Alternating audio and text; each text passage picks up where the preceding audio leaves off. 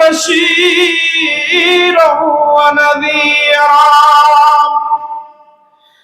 بين يدي الساعة من يطع الله ورسوله فقد رشد ومن يعصهما فقد غوى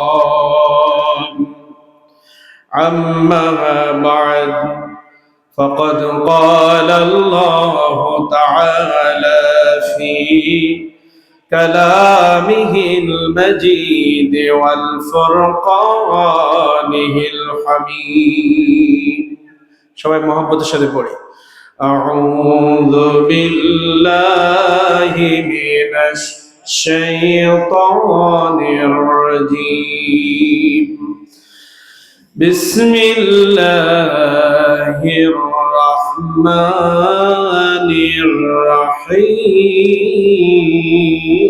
الرحيم وما أرسلناك إلا رحمة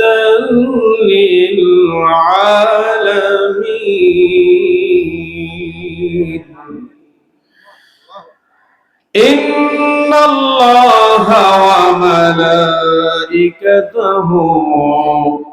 يصلون على النبي يا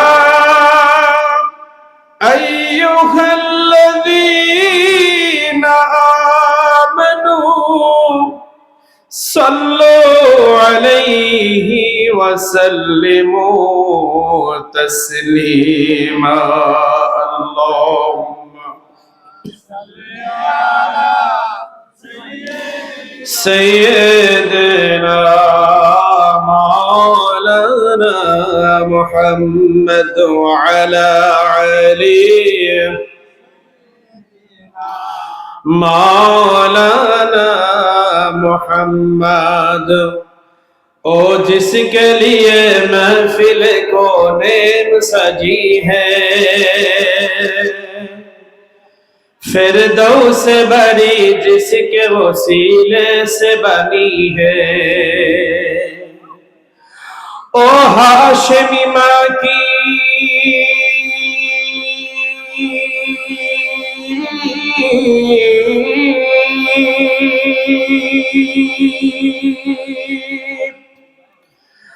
ओ हाशिमी माँ की मदनी उल अरबी है ओ मेरा नबी मेरा नबी मेरा नबी है ओ मेरा नबी है अहमद है मोहम्मद है वही खत्म रसूल है मखदूम मुराबी है वही वाली कुल है उस पर ही नजर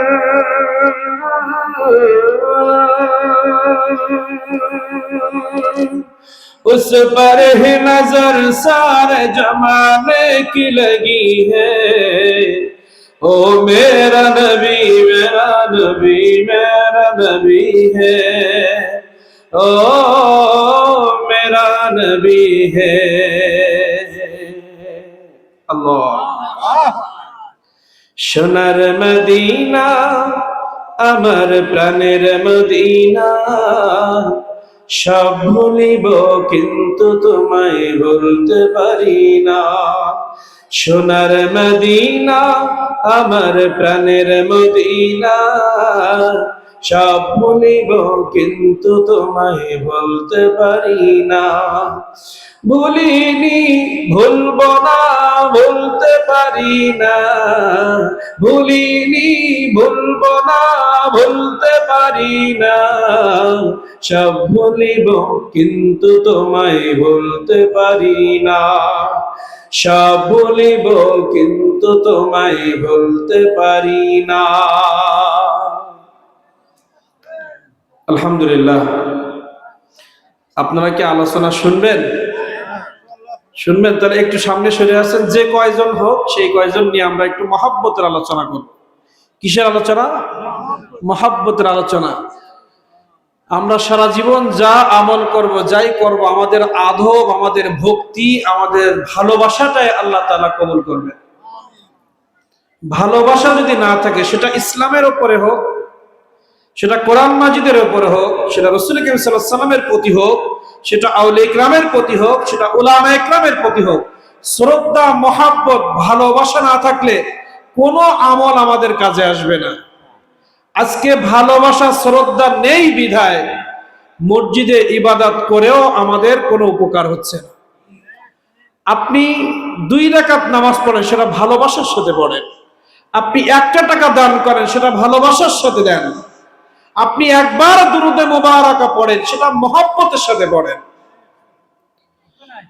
জীবনের মহব্বত যদি না থাকে, কোনো আমল আমাদের কাজে আসবে না। কারণ কোরআন মাজিদ সহি শুদ্ধভাবে পড়ার ক্ষমতা পৃথিবীতে আমাদের কারণ নাই। পৃথিবীতে শুধু চেষ্টা করতে পারি আমরা, এর বেশি কিছু করার ক্ষমতা আমাদের নাই। সাহাবায়ে কেরাম অর্থ দিয়ে, টাকা দিয়ে আমার নবীকে খুশি করতে পারে নাই। একটু যদি সাহাবায়ে কেরামদের জীবনে আমরা গবেষণা করি, সব জায়গায় দেখবেন মহব্বত আর ভালোবাসা। কোথাও টাকার কথা নাই, অর্থের কথা নাই, অহংকারের কথা নাই, অস্ত্রের ছড়াছড়ি নাই, গর্বের কথা নাই, শুধুই মহব্বতের কথা। ভূমিকা ছাড়া আলোচনা শুরু করে দিলাম। সুযোগ পাইলে মাঝে ভূমিকা করব, ভূমিকার কিছু কথা বলবো। আমার নবী রাহমাতুল লিল আলামিনের আগমন উপলক্ষে দীর্ঘদিন পরে হলেও অনুষ্ঠান হচ্ছে। আমাদের কারোর ভাই, কারোর বন্ধু দেলোয়ার হোসাইন তার পশ্চিদেরকে নিয়ে প্রতি বছরের ন্যায় এবারও আমার নবীজির আগমনের মাহফিল সাজিয়েছেন। এই আগমনের মাহফিল পৃথিবীর কোন মানুষ আবিষ্কার করে নাই। পৃথিবীর কোন মানুষ আমার নবীজির আগমনের আবিষ্কার করে নাই। আসমানের মধ্যে রূহ জগতে সমগ্র রূহদেরকে নিয়ে আল্লাহ প্রথম একটা মাহফিল করেছিলেন, যে মাহফিলের মধ্যে আপনি আমি ছিলাম। কিয়ামত পর্যন্ত যত মানুষ পৃথিবীর জমিনে আসবে,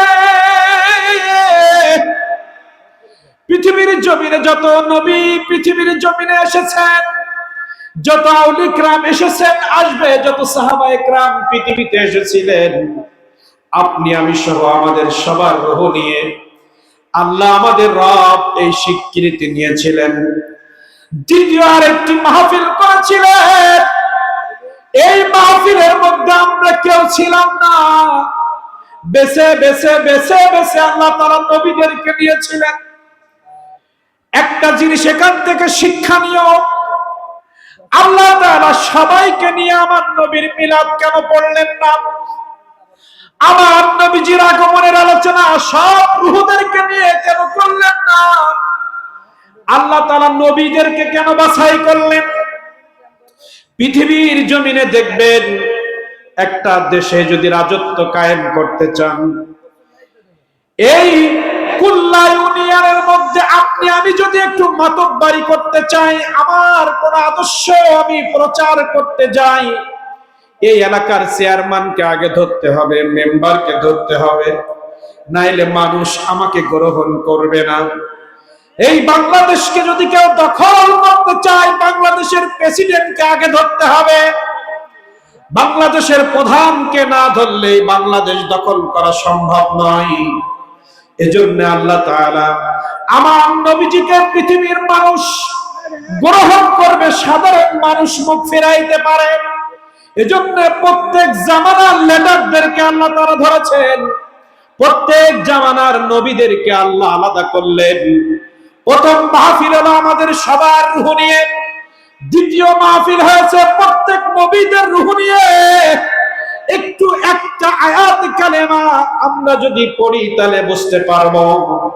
আল্লাহ রাব্বুল আলামিন প্রত্যেক নবীকে নিয়ে বললেন, এটুকু বলে আমার আলোচনার দিকে আমি যাব। শুধু এই অনুষ্ঠানটা নিয়ে সব বিতর্ককে আমরা পিছে ফেলে আমাদের এই মাহফিলটাকে দলিল ভিত্তিক গ্রহণ করানোর জন্য একটা কথা বলে শুরু করছি। দীর্ঘদিন বর্ষার কারণে বিভিন্ন কারণে একটু দেরি হয়েছে। দেরি হলেও আমার নবীজির আগমনের আলোচনা পৃথিবীর কোন মানুষ আবিষ্কার করে নাই, এটা বোঝানোর জন্য বলছি। সূরা আলে ইমরান 3 নম্বর পারার 19 নম্বর পৃষ্ঠা আল্লাহ রাব্বুল আলামিন দ্বিতীয় রূহ জগতের বৈঠকে বললেন, ওয়াইদ আখাযাল্লাহু মিসাকান নাবিয়্যিন। আমার নবী মুহাম্মদুর রাসূলুল্লাহকে আল্লাহ তাআলা শোনাচ্ছেন, আপনি স্মরণ করেন রূহ জগতের কথা, যখন সব নবীকে আমি এক জায়গায় করে আপনি পৃথিবীতে যাবেন, আপনার আগমনের আলোচনা আমি সমস্ত নবীদের রূহকে নিয়ে করেছিলাম। আল্লাহ তাআলা বলেন, আপনি স্মরণ করেন নবী, ওই রূহ জগতের মিলাদুন নবীর স্মরণ করেন। ওয়াইদা আখাযাল্লাহু মিসাকান নাবিয়্যিনা লামা আতাইতুকুম মিন কিতাবিন ওয়া হিকমাতিন সুম্মা জাআকুম রাসূলুন মুসাদ্দিকুন লিমা মাআকুম লা তু'মিনুন্না বিহি ওয়া লা তানসুরুন্না ক্বালা আকরারতুম ওয়া আখাযতুম আলা যালিকুম ইসরি ক্বালু আকরারনা ওয়া আনা মাআকুম মিনাশ শাহিদিন। একটু আগে আগে আসেন, আপনারা যতক্ষণ চাইবেন, যদি ফজর পর্যন্ত চান ফজর পর্যন্ত হবে, যতক্ষণ ইয়েস বলবেন চলবে, নো বললে সাথে সাথে মোনাজাত। আজকে রাতে আমাদের মৃত্যু হতে পারে কিনা, চতুর্মুখী আলোচনা হবে। আজকের মাহফিলের বরকত আনার জন্য একটু আয়াত পড়েছি, 5 মিনিটের ভিতরে আমরা বিভিন্ন আনুষঙ্গিক বিষয় চলে যাব বরকত নেওয়ার জন্য, ঠিক কিনা বলেন? সারা জায়গায় আমাদের ঘা বস বস বস বস করতেছে, মলম কোন জায়গায় লাগাবেন?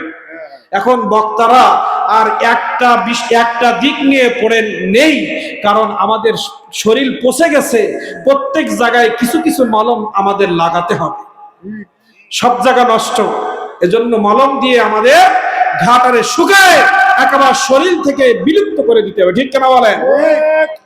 আল্লাহ রাব্বুল আলামিন বললেন, হে নবী আপনি স্মরণ করেন, ওয়াইদ আখাযাল্লাহু মিসাকান নাবিয়্যিন, প্রত্যেক নবীকে আমি এক জায়গায় করে বলেছিলাম, মিসাকান নাবিয়্যিন লামা আতাইতুকুম মিন কিতাবিন ওয়া হিকমা।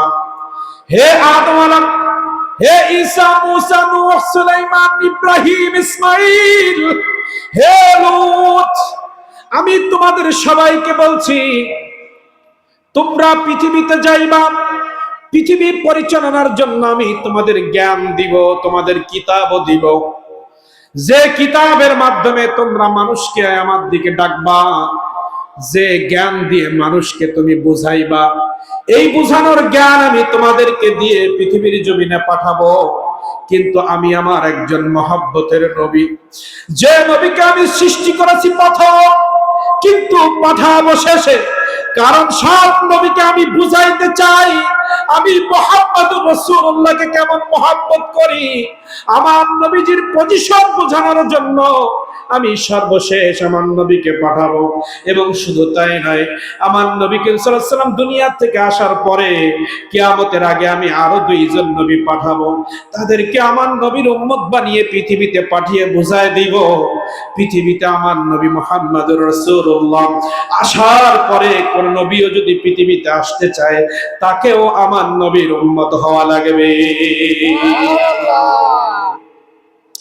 প্রত্যেক নবীকে আল্লাহ বলেন, সুম্মা জাআকুম রাসূলা, হে আদম তোমার জীবন দশায়, হে মুসা তোমার নবুয়তি জীবনে, সুম্মা জাআকুম রাসূলুন মুসাদ্দিকাল লিমা মাআকুম, আমার নবী মুহাম্মদুর রাসূলুল্লাহ যদি আগমন করে, লা তুমিনুন্না বিহি ওয়া লা তানসুরুন্না, তোমরা আমার নবীকে সাহায্য করবা কিনা, আমার নবীর উপরে ঈমান আনবা কিনা, রূহ জগতে আমার কাছে ওয়াদা করতে হবে।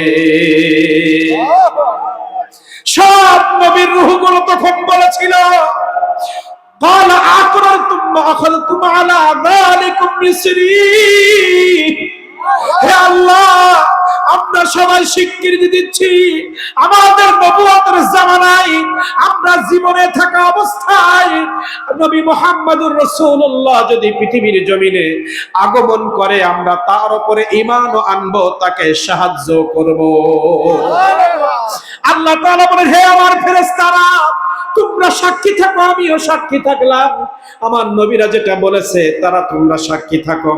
এই জন্য তো সূরা সাফের মধ্যে মারিয়াম আলাইহিস সালামের সন্তান ঈসা আলাইহিস সালাম তার কওমকে বলেছিল, ওয়া ইয ক্বালাত ঈসা ইবনে মারইয়াম ইয়া বনি ইসরাঈল, হে বনি ইসরাঈল ইন্নী রাসূলুল্লাহ, আমি আল্লাহর পক্ষ থেকে একজন নবী, আমার নামে ঈসা, আমি তোমাদের কাছে এসেছি, আল্লাহ তোমাদের কাছে নবী হিসেবে আমাকে পাঠিয়েছে।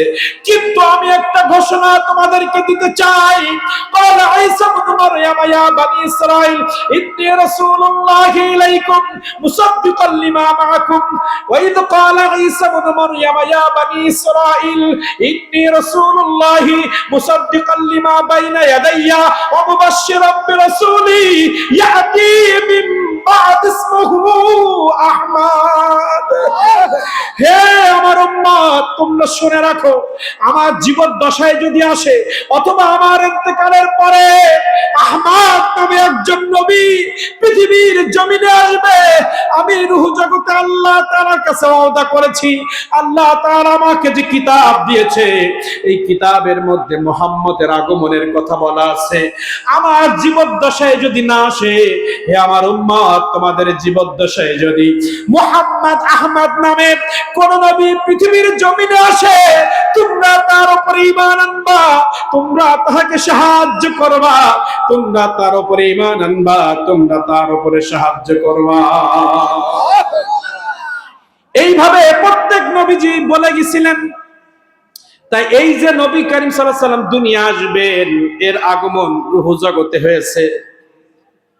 প্রত্যেক নবী তাদের উম্মতদেরকে জানিয়েছে মুহাম্মদ আসতেছে, যে কোনো সময় আসতে পারে। এই জন্য তো সাহাবায়ে কেরাম আমার নবীকে পেয়ে খুশি হয়ে গিয়েছিলেন। যা সমস্ত সাহাবায়ে কেরাম নবীকে শ্রেষ্ঠ নিয়ামত মনে করতেন। কারণ আপনার আমার বিজ্ঞানসম্মত ব্রেন আছে, ভালো করে কথাগুলো সব আলোচনার মধ্যে আস্তে আস্তে ঢুকবো। আপনি আমি ইঞ্জিনিয়ার, আপনি আমি বড় ডক্টরেট, নবী বোঝানোর জন্য কথাগুলো বলছি। প্রত্যেক জামানায় সাহাবায়ে কেরাম রাসূল করিম সাল্লাল্লাহু আলাইহি ওয়াসাল্লাম যখন দুনিয়া আসছিলেন, কাফেররা পর্যন্ত আলামিন বলতে বাধ্য হয়েছে। প্রত্যেক সাহাবায়ে কেরাম যারা নবীকে একবার মেনে নিয়েছিল, তারা নবী ছাড়া কিছু চিনত না। তারা ব্যবসা চিনত না, চাকরি চিনত না, নারী চিনত না, ক্ষমতা চিনত না। নবী মুহাম্মদুর রাসূলুল্লাহ সাল্লাল্লাহু আলাইহি ওয়াসাল্লামের উপর ঈমান আনতে গিয়ে, উনাকে সাহায্য করতে গিয়ে, নবী করিম সাল্লাল্লাহু আলাইহি ওয়াসাল্লাম আদর্শ মানতে গিয়ে জীবন দেওয়া লাগলে দিয়েছে, কাফেরদের সামনে জীবন দিয়ে দিয়েছে, অস্ত্রের সামনে মাথা নত করে নাই, ক্ষমতার কাছে মাথা নত করে নাই। নবীর আদর্শকে সামনে রেখে চলেছে। সেখানে আমার ক্ষমতাও যদি চলে যায় যাবে, আমার সব অর্থ যদি হারিয়ে যায় যাবে, কিন্তু আমার নবীর চরিত্র নিয়ে, আমার নবী করিম সাল্লাল্লাহু আলাইহি ওয়াসাল্লাম আদর্শ নিয়ে, আমার নবী করিম সাল্লাল্লাহু আলাইহি ওয়াসাল্লামের মহব্বতের জায়গায় কোন রকম বেয়াদবি চলবে না, আদর্শের জায়গায় বেয়াদবি চলবে না। কারণ তারা জানতো আমার যদি বিজ্ঞানসম্মত ব্রেন থাকে, আমি পৃথিবীর শ্রেষ্ঠ বৈজ্ঞানিক, আমি পৃথিবীর সবথেকে নামকরা ডাক্তার, আমি পৃথিবীর সবথেকে নামকরা প্রেসিডেন্ট, সেটা আমেরিকার হতে পারে, ভারতের হতে পারে। পৃথিবীর মানুষ জানে, সাহাবায়ে কেরাম জানতেন, ক্ষমতার নাম ঈমান নাই, ডক্টরেট অর্জন করার নাম ঈমান নাই। আমি ডক্টর হয়েছি, ইঞ্জিনিয়ার হয়েছি, এমপি হয়েছি, মন্ত্রী হয়েছি, আমি দেশের প্রধানমন্ত্রী হয়েছি। যদি কোন প্রধানমন্ত্রীর মধ্যে ডাক্তার, ইঞ্জিনিয়ার, তাদের সিনার মধ্যে, তাদের আদর্শের মধ্যে আমার নবী মুহাম্মদুর রাসূলুল্লাহর আদর্শ না থাকে, সে ডাক্তার হয়েও জান্নাতে যেতে পারবে না।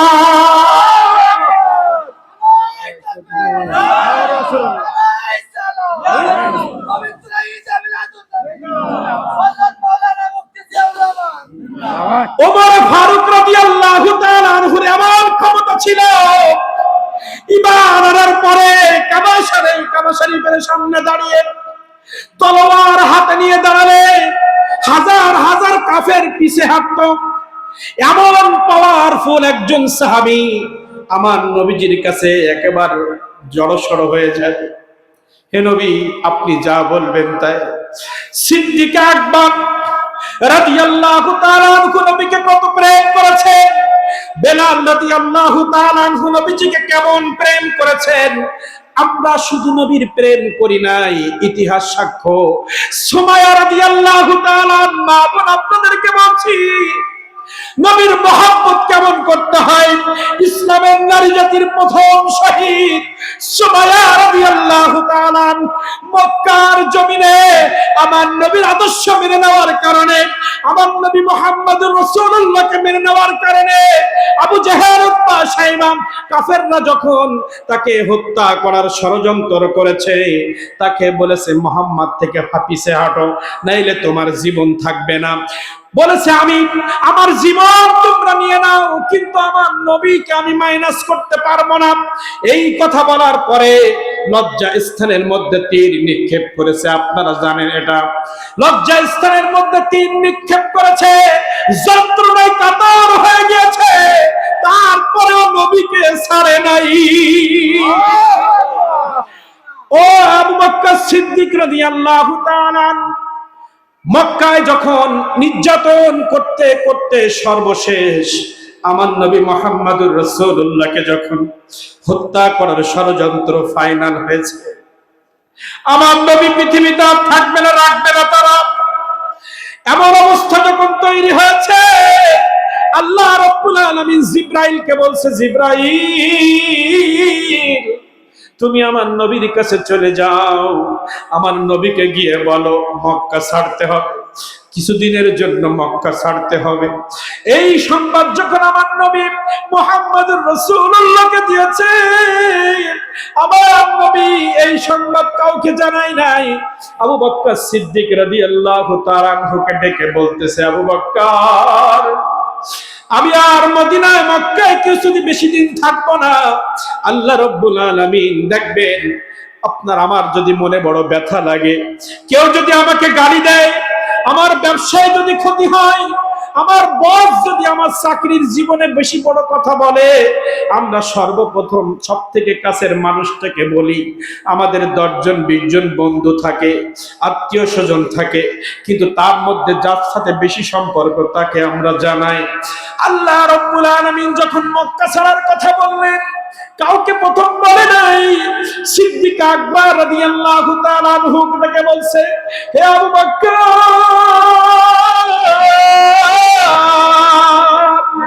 হে আবু বকর, আমি আর বেশি দিন মক্কায় থাকবো না, আমাকে মদিনায় যাওয়ার জন্য আল্লাহ তাআলা বলেছেন, আমি তোমাকে জানাইলাম। এই কথা বলার পরে আল্লাহ রাসূল সাল্লাল্লাহু আলাইহি ওয়াসাল্লাম চলে গেলেন। যাওয়ার পরে কিছুদিন পর সিদ্দিক আকবর রাদিয়াল্লাহু তাআলা আনহুর বাসভবনে আমার নবী মুহাম্মদুর রাসূলুল্লাহ হঠাৎ করে একদিন গেলেন, রাতের অন্ধকারে গেলেন, গিয়ে দরজায় নক করলেন, সালাম দিলেন। সালাম দিতে দেরি, দরজায় লক করতে দেরি, খুলতে দেরি করে নাই। আমার নবীজি বলতেছে, আবু বকর তুমি একবার সালাম দিয়েছি, একবার লক করার সঙ্গে সঙ্গে তুমি কেমনে খুলে দিলা, তুমি কি ঘুমাও নাই? সিদ্দিক আকবর রাদিয়াল্লাহু তাআলা আনহু বললেন, হে আল্লাহর রাসূল, যেদিনকে আপনি বলেছেন মক্কা থেকে মদিনায় যেতে হবে, আপনি তো কোনো ডেডলাইন বলেন নাই। শুক্রবারে যাবেন না শনিবারে যাবেন, রবিবারে যাবেন না সোমবারে যাবেন, সকালে যাবেন না বিকালে যাবেন, রাতে যাবেন না দুপুরে যাবেন, এই সময় তো আপনি উল্লেখ করেন নাই। হে আল্লাহ রাসূল সাল্লাল্লাহু আলাইহি ওয়াসাল্লাম, সারা দিন কাজের মধ্যে আমি অপেক্ষা করেছি কখন আমার নবীজি আসবে। রাতের সময় সব কাজ শেষ করে, ইবাদত বন্দেগী শেষ করে আমি ঘুমাই নাই, কখন আমার নবীজি আসবে। দরজার কাছে এসে আমার নবীজি ডেকে যদি আমাকে না পায়, আমার নবী কষ্ট পাবে। আমার নবী দাঁড়িয়ে থাকবে, দাঁড়িয়ে কষ্ট পাবে, এটা আমি আবু বকর সহ্য করতে পারবো না। এজন্য যেদিনকে আপনি বলেছিলেন মক্কা থেকে মদিনায় যাবেন, আমি একটা রাতের জন্যও ঘুমাই নাই, একটা রাতের জন্য আমি ঘুমাই নাই। এই ছিল সাহাবায়ে কেরামের প্রেম। এখানে টাকার কোনো ব্যাপার আছে? এখানে টাকার কোনো ব্যাপার নাই, এখানে অর্থের কোনো লেনদেন নাই, এখানে ক্ষমতার কোনো ভাগ বাটোয়ারা নাই, এখানে ক্ষমতার কোনো ভাগ বাটোয়ারা নাই। কোনো সমস্যা? আমরা দুরূদ শরীফ পড়ি, আল্লাহুম্মা সাইয়্যিদিনা।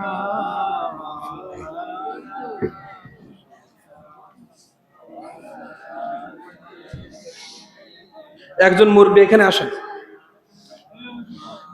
যে কোনো একজন মুরব্বী এখানে এসে বসেন, আর দুইজন আসেন এই চেয়ার, দুই তিনজন আসেন এই চেয়ার গুলো বুক করে বসেন,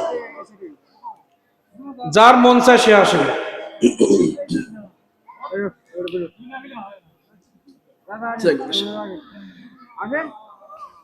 আপনার আলোচনা শুনবেন ইনশাআল্লাহ। একটু আগে আসেন, এখন তো ঠান্ডা ঠান্ডা পড়ে গেছে, পিছনের একটু আগে আসেন, কোনো অসুবিধা নেই, একটু মহাব্বতের সাথে আমরা বসি। আল্লাহ তাআলা এই মাহফিলের ওসিলা যেন আমাদেরকে নাজাত দিয়ে দেন।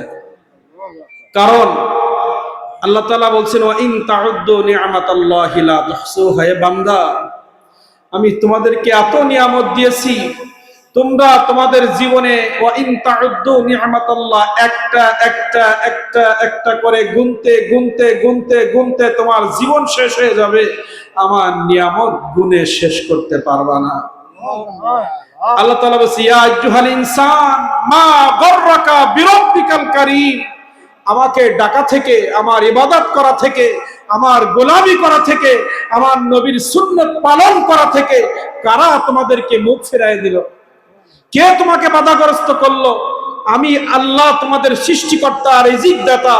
আমাকে বাদ দিয়ে দুনিয়ার কোন কারণে, কোন কারণে, দুনিয়ার কোন স্বার্থের কারণে তুমি নামাজ ছাড়লা, আমার নবীর সুন্নাত ছাড়লা, আমার মহব্বত থেকে তুমি মুখ ফিরায় নিলা? আল্লাহ আফসোস করে বলেছেন, আফসোস করে বলেছেন, হে বান্দা, ফি সূরাতিন মা শা রাক্কাবাক আল্লাযী খলাকাকা ফাসাওয়াকা ফাআদালাক। আমি তোমার সুন্দর চেহারা নিজ হাতে তৈরি করেছি, আমি তোমার গঠনতন্ত্র দিয়েছি, আমি তোমাকে সুশোভিত করেছি, যেভাবে যেখানে যেটা দেওয়া দরকার তোমার শরীরের অঙ্গ প্রত্যঙ্গ সেখানে সেটাকে ফিট করে আমি সুন্দর একটা স্ট্রাকচার দিয়ে আমি পৃথিবীর জমিনে তোমাকে পাঠিয়েছি। কে তোমাকে আমার দিক থেকে মুখ ফেরায় নিল? আমার পথ থেকে কে তোমাকে দূরে সরালো? তুমি কি একটু চিন্তা করো না?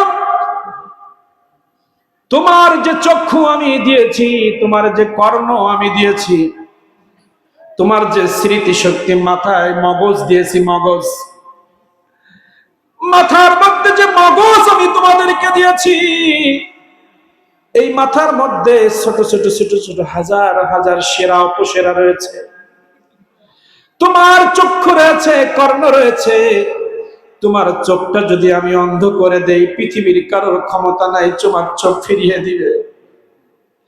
তোমার চোখের পাতার উপরে এই যে চক্ষুটা, দুনিয়ায় চলো, চলতে গিয়ে অনেক ময়লা তোমার চোখের মধ্যে যায়। এই ময়লাটারে একটা লিকুইড দিয়েছি, চোখের মধ্যে পানি লালা। চোখের পাতার ভিতরে আমি একটা লিকুইড দিয়েছি, যে লিকুইডটা এভাবে নাড়াচাড়া করলে ময়লাগুলো কেতর হয়ে বেরিয়ে আসে। চোখের মনির উপরে ময়লা পড়ে, এই পাতা নাড়াইলে ওর ভিতরে লালা রয়েছে, লিকুইড রয়েছে। এই লিকুইড দিয়ে তোমার চোখটাকে আমি 24 ঘন্টা পরিষ্কার পরিচ্ছন্ন রাখি। এই লিকুইড যদি কারোর কোনোদিন শুকিয়ে যায়, পৃথিবীর শুরু থেকে আজকের দিন পর্যন্ত কোন বৈজ্ঞানিক, কোন ডাক্তার, কোন ইঞ্জিনিয়ার আমার চোখের পাতার মধ্যে যে লিকুইড আছে এটা আবিষ্কার করতে পারে নাই। একবার যদি চোখের লিকুইড সেরাগুলো শুকিয়ে যায়, কোনো মেডিসিন নাই আপনার ওই চোখের পাতার ভিতরে লিকুইড তৈরি করে দিবে। ও বান্দা, তুমি আমার নিয়ামত কিভাবে আদায় করবা? তোমার নিজের বডি নিয়ে তুমি গবেষণা করো, বাইরে যাওয়া দরকার নাই। পৃথিবীর জমিন দরকার না, আসমান জমিন গ্রহ তারা এগুলো তো অনেক পরের কথা। তোমার নিজের মাথার আগা থেকে পায়ের আগা পর্যন্ত প্রত্যেকটা অঙ্গ প্রত্যঙ্গ নিয়ে তুমি একটু চিন্তা করে দেখো, একটা অঙ্গ যদি হারিয়ে যায় তোমার অবস্থা কেমন হবে? হারানোর পরে তুমি বুঝতে পারো। হারানোর আগে যার চোখ গেছে সে জানে চোখ থাকতে কেমন ছিলাম, এখন কেমন আছি। কানে শুনে যখন শোনে তখন, আর যখন না শুনতে পায় তখন বোঝে কান ভালো বড় বড় নিয়ামত। আঙুল থাকতে বোঝে না, আঙুল যখন নষ্ট হয়ে যায় বুঝতে পারে একটা আঙুলের কত দাম। এজন্য বেঁচে থাকতে যখনই সুযোগ পাইব আল্লাহর নিয়ামতের শুকরিয়া আদায় করব। আজকে আমরা এই মাহফিলে এসেছি শুধু একটাই কারণে, আল্লাহর নিয়ামতের শুকরিয়া আদায় করার জন্য। দয়ার নবী, মায়ার নবী, রাহমাতুল লিল আলামিন পৃথিবীর জমিনে নিয়ামত স্বরূপ আল্লাহ দিয়েছেন। আমি আমার মায়ার দয়ার নবীর মহব্বতে এসেছি। সিদ্দিক আকবর দীর্ঘদিন সারাদিন সারা রাত কোনো ঘুম নাই, আমার নবীজি কবে আসবে এই চিন্তা করে রাতের পর রাত ঘুমায় নাই। আজকে তো আমাদের সেই যুগ নাই, আমাদের যুদ্ধের ময়দানে যাওয়া লাগে না, অস্ত্র হাতে তোলা লাগে না, শুধুমাত্র মাহফিলে একটু বসে বসে ইয়া নবী সালাম আলাইকা বলা, নবী করিম সাল্লাল্লাহু আলাইহি ওয়াসাল্লাম একটু দুরূদ শরীফ পড়া, একটু আলহামদুলিল্লাহ সুবহানাল্লাহ বলা। আপনি ইসলামের প্রথম যুগের দিকে একটু চিন্তা করে দেখেন, এই ইসলাম মানার জন্য জীবন দেওয়া লাগছে, অস্ত্র হাতে তুলে নেওয়া লাগছে, প্রত্যেকটা সময় ভয়ের মধ্যে থাকা লাগছে কখন কাফেররা এসে আক্রমণ করে। আজকে আমরা তো আরামের মধ্যে রয়েছি, একটু যদি নবীর প্রেমে আল্লাহর মহব্বতে মাহফিলে একটু বসতে না পারি, কিয়ামতের ময়দানে কি জবাব দিব বাবা? জবাব দেওয়ার কোনো ভাষা আমাদের থাকবে না। হযরতে বেলাল রাদিয়াল্লাহু তাআলা, আমার নবীজি ইন্তেকালের পরে বেলাল রাদিয়াল্লাহু তাআলা আনহু তার গাট্টি গুট্টা গোল করে সব জিনিসপত্র গোছায় নিয়ে মাথায় নিয়ে সিদ্দিক আকবরের কাছে এসেছে, আমি আর মদিনায় থাকবো না। আমার নবী মুহাম্মদ রাসূলুল্লাহ সাল্লাল্লাহু আলাইহি ওয়াসাল্লামের ইন্তেকালের পরে বেলাল রাদিয়াল্লাহু সিরিয়ায় চলে গেলেন। টোপলা টপলি নিয়ে সিদ্দিক আকবরের কাছে এসে বলছে, সিদ্দিক আকবর,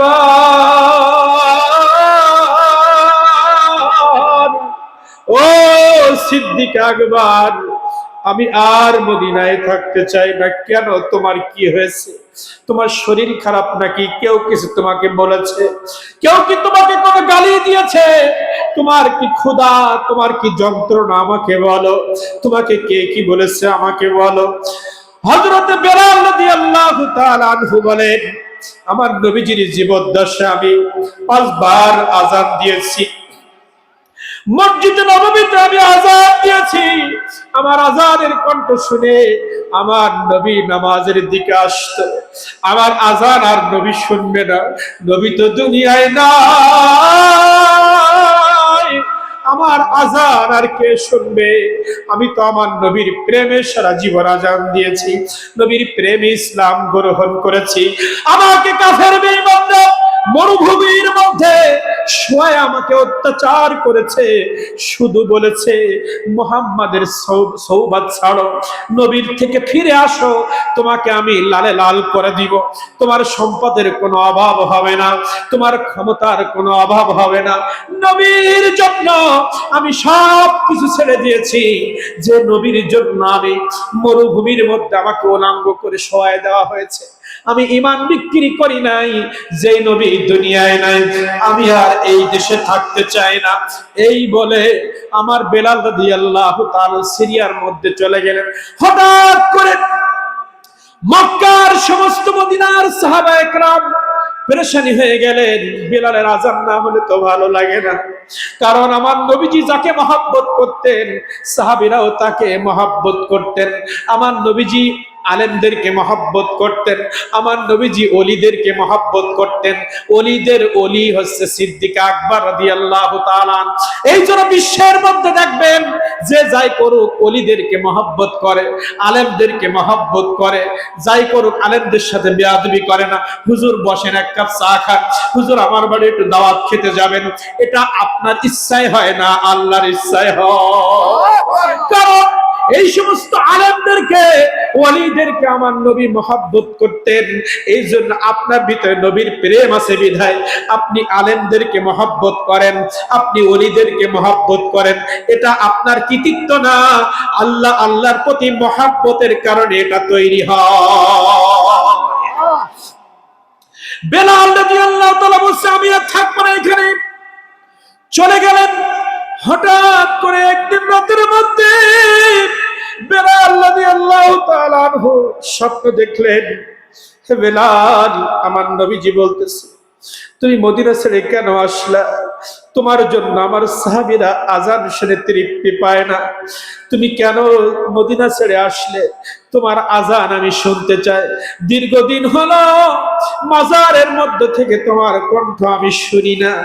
যখন নবী করিম সাল্লাল্লাহু আলাইহি ওয়াসাল্লাম স্বপ্নের মধ্যে বেলাল রাদিয়াল্লাহু তাআলা আনহুকে এই কথা বললেন, একটা সেকেন্ড দেরি করে নাই, সঙ্গে সঙ্গে ছুটে গেছেন মদিনায়। মদিনায় যাওয়ার পরে নবীজির মাজার মোবারকের কাছে গিয়ে বলছে, নবী আমি বেলাল আপনার কাছে উপস্থিত হয়েছি, আমি নবী আপনার কাছে এসেছি। এখনো বেলাল আযান দেয় না। নবীর মাজারে গিয়ে কান্না করতেছে, নবীজিকে সালাম দিয়ে দুরূদ মোবারক পড়ে কান্না করতেছে। সাহাবায়ে কেরাম এসে বলতেছে আযান দাও, বেলাল আযান দেয় না। সালমান ফারসি রাদিয়াল্লাহু তাআলা সবাইকে বলতেছে একজনকে ডাকো, নবীর নাতিকে ডাকো, হাসান হুসাইন রাদিয়াল্লাহু তাআলা আনহুকে ডাকো। কারণ হাসান হুসাইন রাদিয়াল্লাহু তাআলা চেহারার মধ্যে আমার নবীর চেহারা রয়েছে। হাসান হুসাইন রাদিয়াল্লাহু তাআলা যখন হাঁটতেন নবীজির মতো দেখা যাইতো। সাহাবায়ে কেরাম হাসান হুসাইনকে দেখতেন আর নবীজির স্বাদ গ্রহণ করতেন। সবাই বলতেছে হাসান হুসাইনকে নিয়ে আসো। হাসান হুসাইন এসে একবার যদি বলে, বেলাল আর দেরি করবে না। সালমান ফারসি রাদিয়াল্লাহু তাআলা আনহুর কথা মতো হাসান হুসাইন রাদিয়াল্লাহু তাআলা আনহু আগমন করলেন।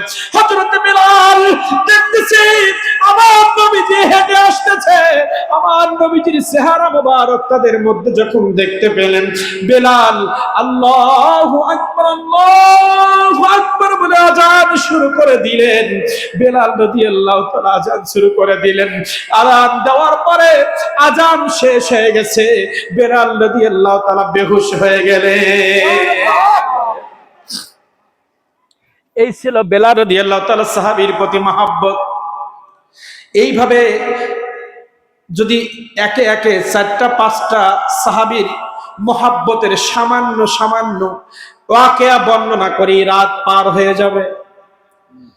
এর জন্য বরকতের জন্য 1-2টা বললাম, সিদ্দিক আকবর রাদিয়াল্লাহু তাআলা প্রেমের কথা বললাম, বেলাল রাদিয়াল্লাহু তাআলা প্রেমের কথা বললাম। এখনো ওয়াইস কুরুনির প্রেম রয়েছে, ওয়াইস কুরুনির প্রেম রয়ে গেছে, সিদ্দিক আকবর রাদিয়াল্লাহুর প্রেম রয়ে গেছে, বেলাল রাদিয়াল্লাহু তাআলার প্রেম রয়ে গেছে, হানজালা রাদিয়াল্লাহু তাআলা বাসর রাত থেকে ছুটে গেছে যুদ্ধের ময়দানে। এগুলো তো সব আপনারা জানেন। আজকে রাতের মধ্যে এখনো পর্যন্ত অনেকে বাইরে ঘুরতেছেন, অনেক যুবক ভাইরা এখনো রাস্তায় রয়েছে, অনেক মুরব্বি কেরাম এখনো রাস্তায় রয়েছে, অনেকে আবার উঠে চলে যায়। আপনারা কি জানেন না হযরতে হানজালা রাদিয়াল্লাহু তাআলা আমার নবীজির একজন যুবক সাহাবী। যারা যুবক আছে একটা যুবক এখান থেকে যেন উঠবেন না, যারা বাইরে আছেন চলে আসেন। আপনাদের স্ত্রীকে রেখে যুদ্ধের ময়দানে যাওয়া লাগবে না, কিন্তু আপনাদের মতো 30-35 বছর বয়সের, 25 থেকে 30 বয়সের মধ্যে একজন যুবক হযরতে হানজালা রাদিয়াল্লাহু তাআলা আমার নবীজির হুকুমে বিবাহ করে প্রথম বছর রাত্রের মধ্যে স্ত্রীর সাথে সময় কাটাচ্ছেন, স্ত্রীর সাথে সময় কাটাচ্ছেন। এমন সময় হঠাৎ কে এসে যেন বলতেছে, ও হানজালা,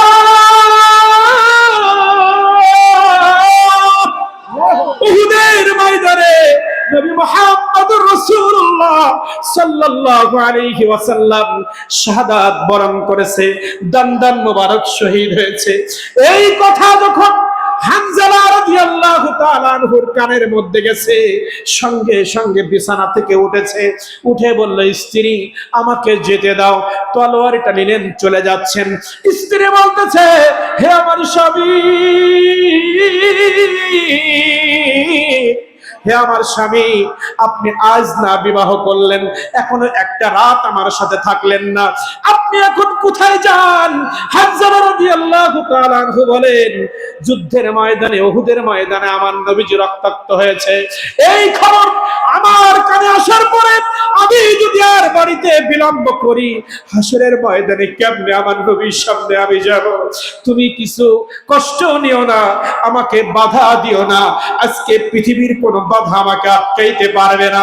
সঙ্গে সঙ্গে স্ত্রীর কাছ থেকে বিদায় নিয়ে উহুদের ময়দানে গিয়ে যুদ্ধ করে হানজালা রাদিয়াল্লাহু তাআলা আনহু শহীদ হয়ে গেলেন।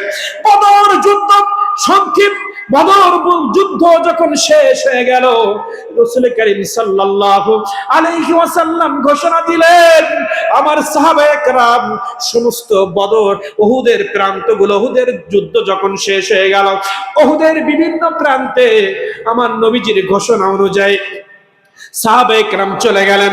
আমার নবী মুহাম্মদুর রাসূলুল্লাহ সাল্লাল্লাহু আলাইহি ওয়াসাল্লাম বলতেছেন, হে আমার সাহাবী, আল্লাহ রাব্বুল আলামিন আমার কাছে ওহী করেছে, উহুদের ময়দানে আমার যত সাহাবায়ে কেরাম শহীদ হয়েছে কাউকে গোসল দেওয়া যাবে না, যার গায়ে যে পোশাক পরা আছে, যে অবস্থায় আছে, ওই অবস্থায় দাফন করতে হবে। আল্লাহ রাব্বুল আলামিন আমার সাহাবীদের এই রক্তমাখা শরীর নিয়ে এই অবস্থায় আল্লাহ তাআলা হাসরের ময়দানে আমার সাহাবীদের সাথে সাক্ষাৎ করবে। কি প্রেম মহব্বত! সাহাবীদের মহব্বত যেমন আল্লাহ রাসূল সাল্লাল্লাহু আলাইহি সাল্লামের উপরে ছিল, সাহাবীদেরও তেমন মহব্বত ছিল। এই আমি প্রথম মহব্বতের কথা বলতে গিয়ে এতগুলো কথা বললাম। মহব্বতের জায়গায় টাকার সাথে কম্পেয়ার করা যায় না, ক্ষমতার সাথে মেলানো যায় না, কোনো স্বার্থের সাথে মেলানো যায় না। মহব্বতের জায়গায় পৃথিবীর কোনো কিছুর সাথে আপনি তুলনা করতে পারবেন না। পৃথিবীর কোনো কিছু আপনি, ফজরের আজানের পরে একজন মানুষ এই শীতের মধ্যে ওযু করে মসজিদে যাবে, এটা দুনিয়ার কারো দেখানোর জন্য যায় না, এটা আল্লাহর প্রতি মহব্বত আপনাকে বিছানা থেকে মসজিদে নিয়ে যায়। ফজরের সময় কেউ তো দেখে না, জোহরে গেলে তো ডানে বামে মানুষ দেখতে পায়, বাজারের মানুষগুলো দেখে, এলাকার মহিলাগুলো দেখে।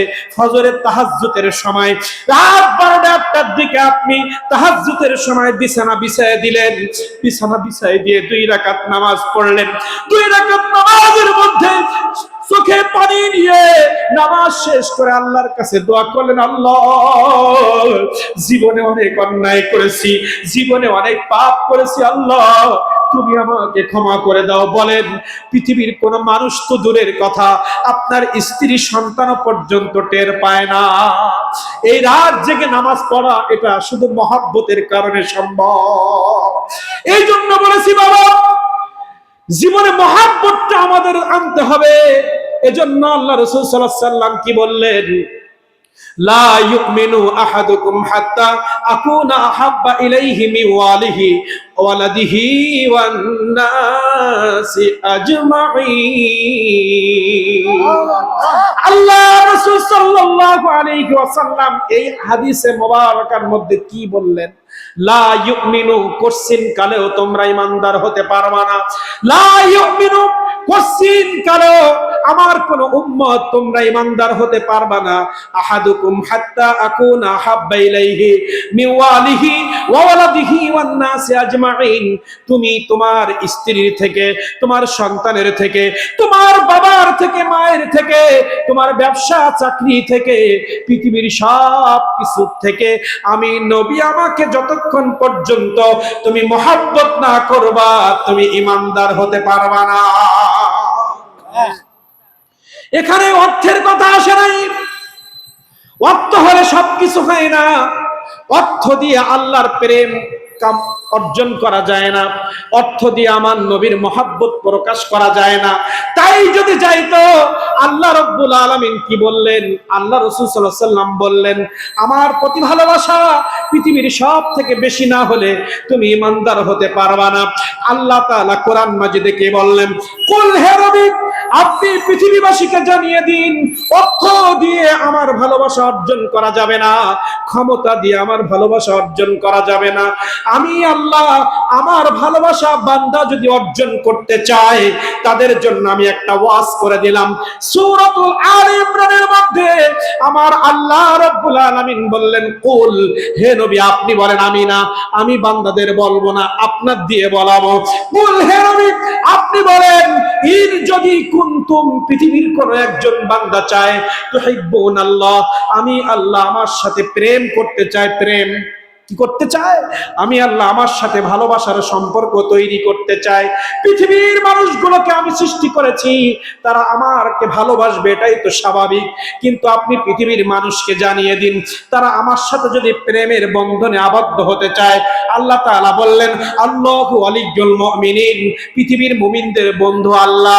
এই মুমিনদেরকে বলছে, তোমরা আমাকে ভালোবাসতে চাও, আমার সাথে ভালোবাসা কন্টিনিউ করতে চাও, তোমার সাথে আমার ভালোবাসা হবে তখন, আমার নবীর মহব্বত করবা যখন। আমার নবীর মহব্বত না করলে আমার সাথে প্রেম হবে না। আল্লাহ তাআলা বলেন, কুনতুম তুহিব্বুনাল্লাহ, হে আল্লাহ রাসূল আপনি পৃথিবীর প্রত্যেকটা মানুষকে আলাদা আলাদা করে ওয়াজ করে জানায় দেন, তারা যদি আমি আল্লাহ আমাকে মহব্বত করতে চায়, আমার সাথে সম্পর্কের রশিটা জড়াইতে চায়, কন্টিনিউ করতে চায়, ফাত্তাবিউনি, হে নবী আপনাকে মহব্বত করলে আমি আল্লাহ আমাকে মহব্বত করা হয়ে যাবে।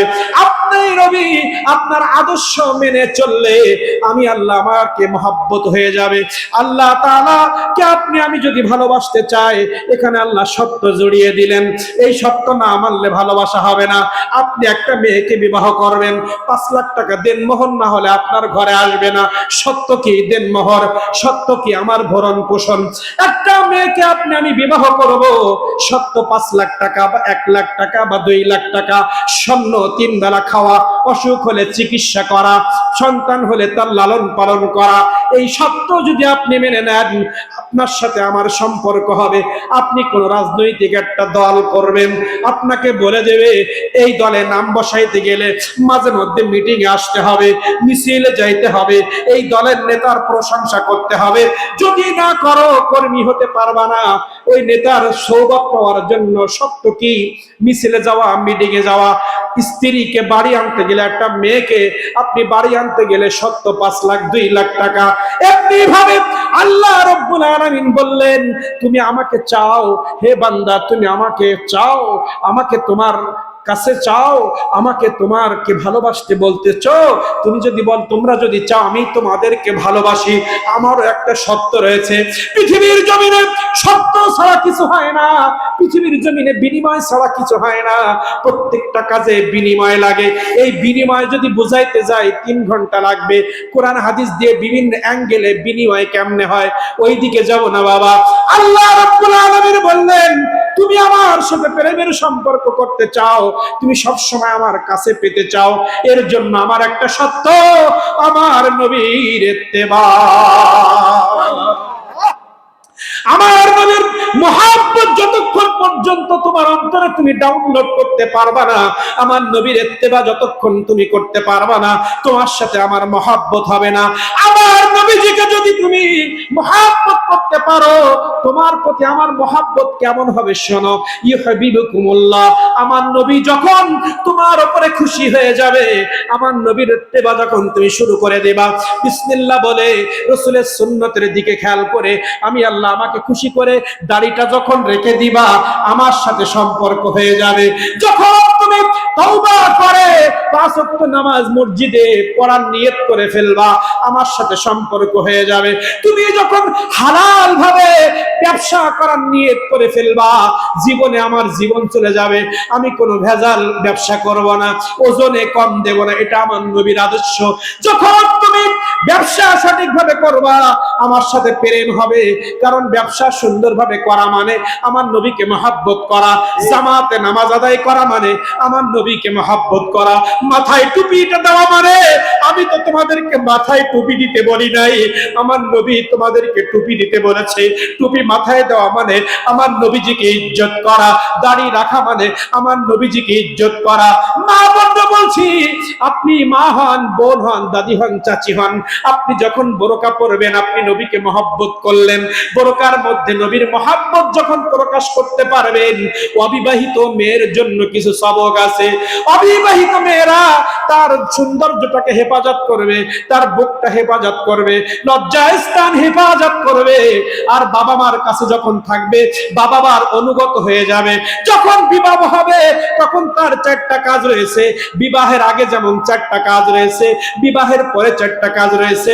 স্বামীর গোলামি করা, 5 ওয়াক্ত নামাজ আদায় করা, সতীত্বকে রক্ষা করা, রমজানের রোজা রাখা। এই কাজগুলো যদি কোনো বিবাহ মা বোনরা করতে পারে, আপনি মৃত্যুবরণ করার সঙ্গে সঙ্গে আপনাকে আল্লাহ জান্নাতে দিয়ে দিবেন। কোন আমার বোন বিবাহের আগ পর্যন্ত যদি মা বাবার ইত্তেবা করতে পারেন, মা বাবার অনুগত হতে পারেন, নিজের সতীত্বকে রক্ষা করতে পারেন, চোখের হেফাজত করতে পারেন, পর্দা করতে পারেন, আপনার বিবাহ হয় নাই, অসুবিধা নাই।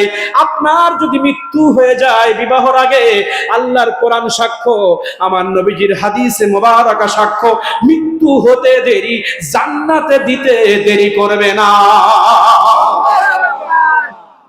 আল্লাহ রাব্বুল আলামিন বললেন, পৃথিবীতে প্রত্যেক কাজ সত্যের বিনিময়ে হয়। আমি আল্লাহ রাব্বুল আলামিন, আমার সাথে প্রেম হবে তখন, আমার নবীর সাথে প্রেম হবে যখন, আমার নবীর সাথে যদি তোমার কানেকশন হয়ে যায়, ফাত্তাবিউনি যদি হয়, ইউহাবিবুকুমুল্লাহ, আমি আল্লাহ অটোমেটিক তোমাদেরকে ভালোবাসবো।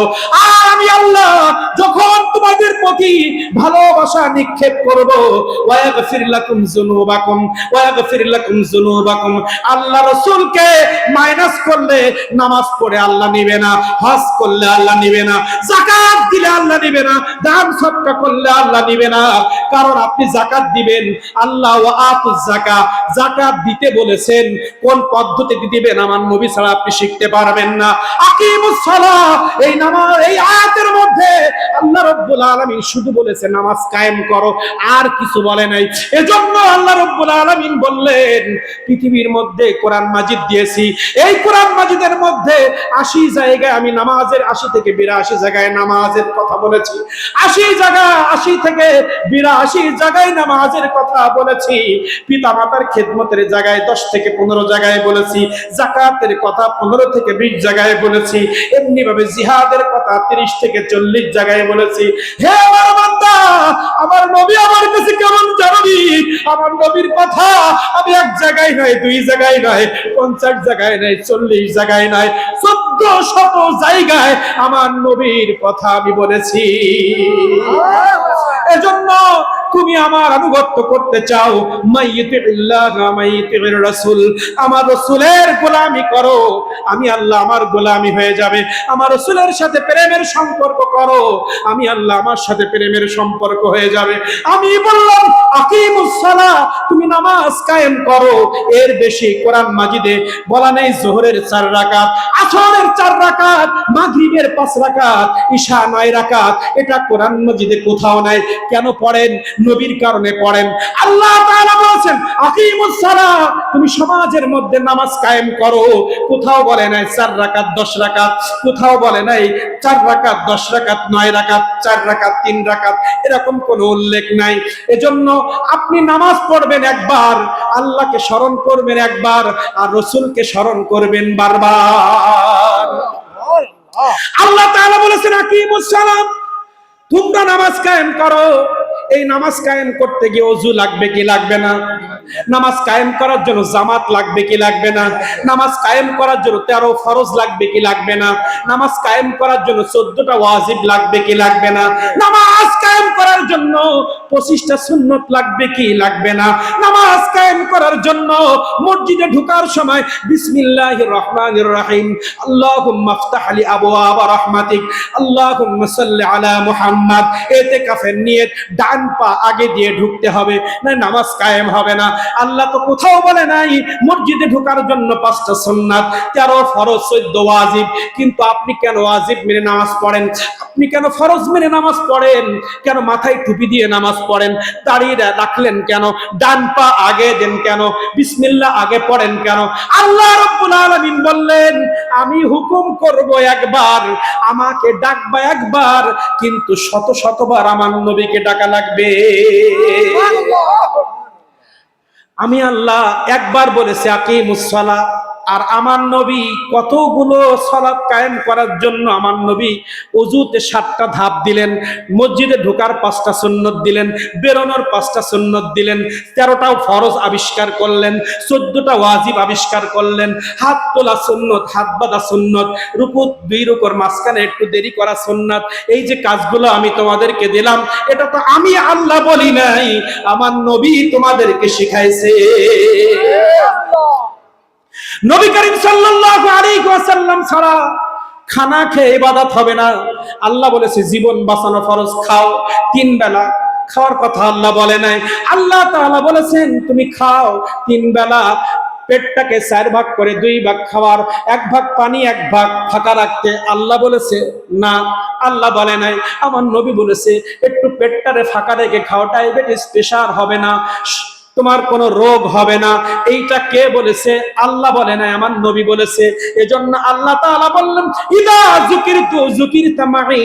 হে আল্লাহ রাসূল, আপনি পৃথিবীবাসীকে জানিয়ে দিন, আপনার জিকির করলে আমি আল্লাহ আমার জিকির হয়ে যাবে। ইদা যুকিরতু যুকিরতা মাই। হে আল্লাহ রাসূল, পৃথিবীর মধ্যে মানুষ আমাকে ডাকে, পৃথিবীর মধ্যে মানুষ আমার গোলামি করতে চায়, আমার গোলামির প্রত্যেকটা জায়গায় আমি নবী আপনাকে ফিট করে দিয়েছি। কেমন নবীকে আল্লাহ তাআলা ফিট করেছেন?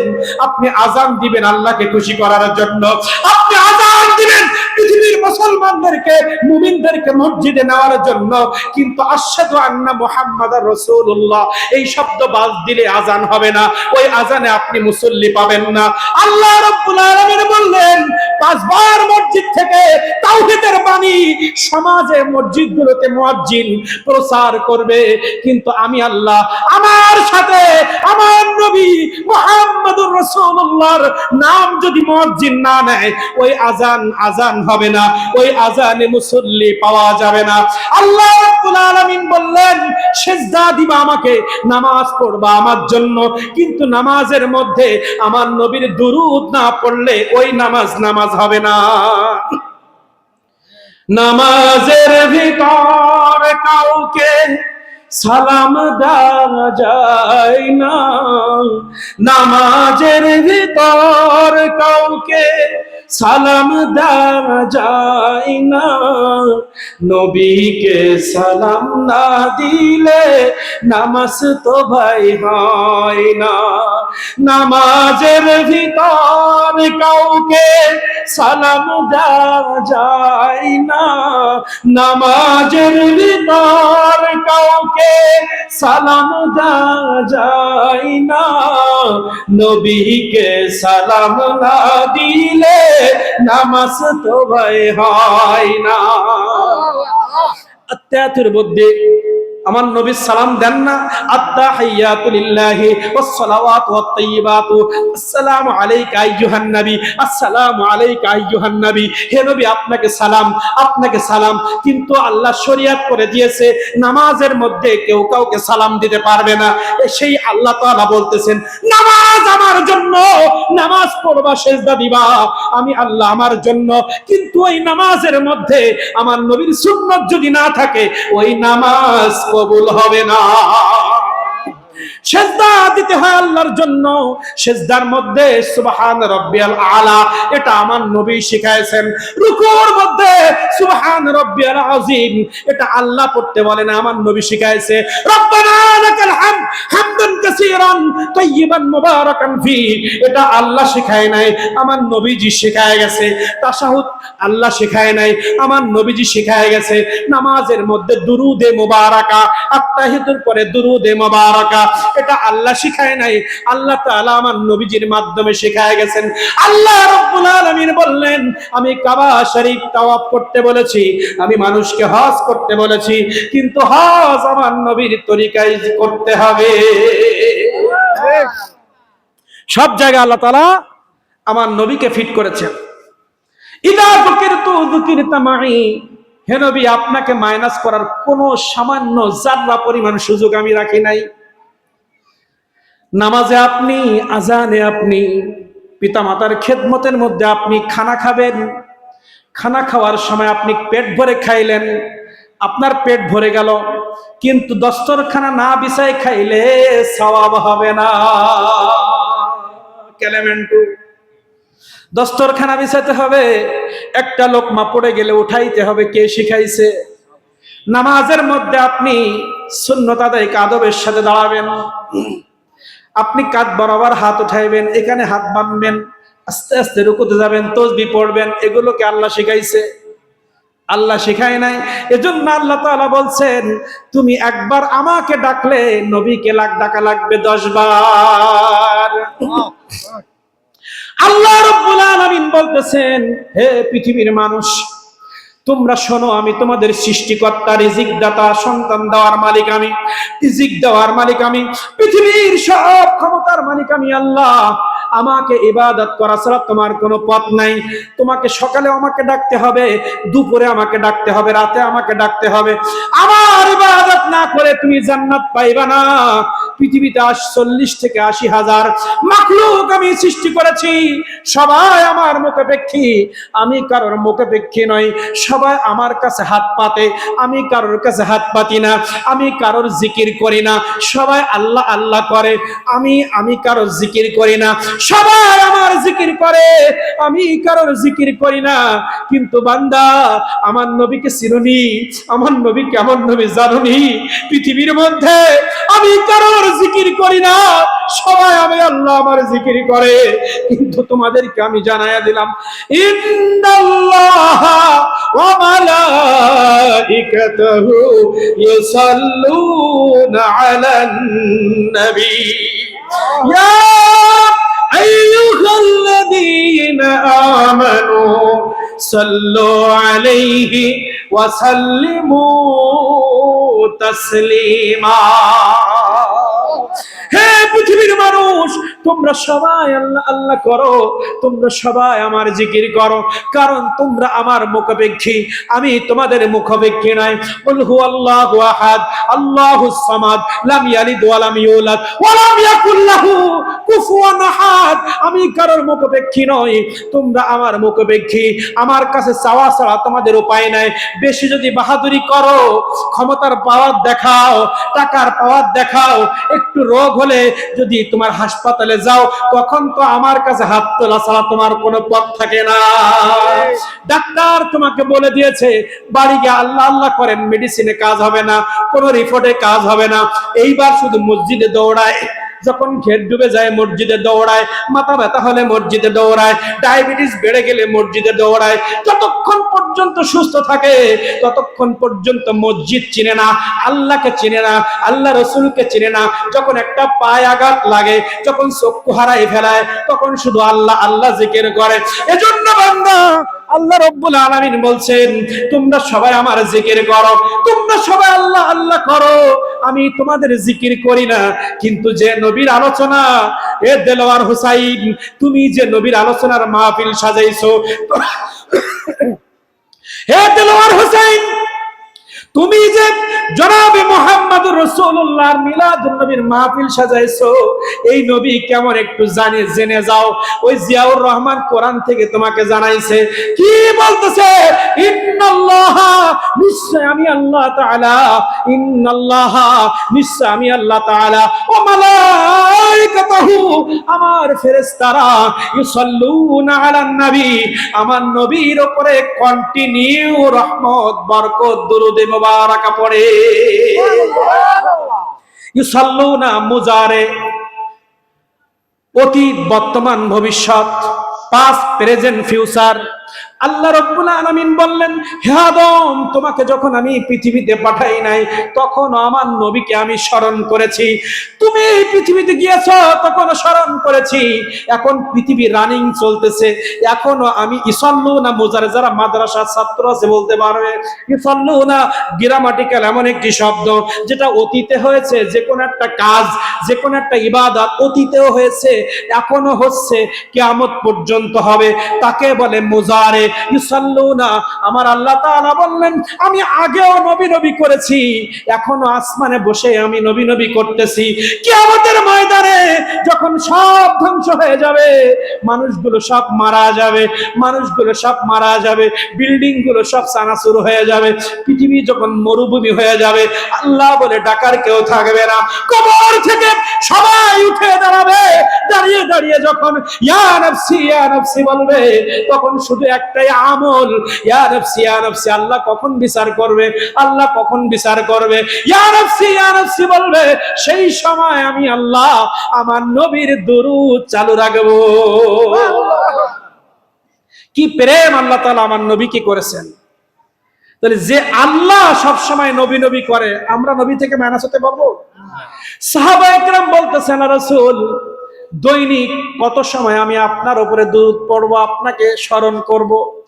দিনের এক চতুর্থ অংশ করব। কিছু বললেন না। দ্বিতীয়, তৃতীয় যখন বললেন আমি 24 ঘন্টা আপনার দুরূদ পড়ব, আপনার জিকির করব, তখন বললেন ঠিক আছে।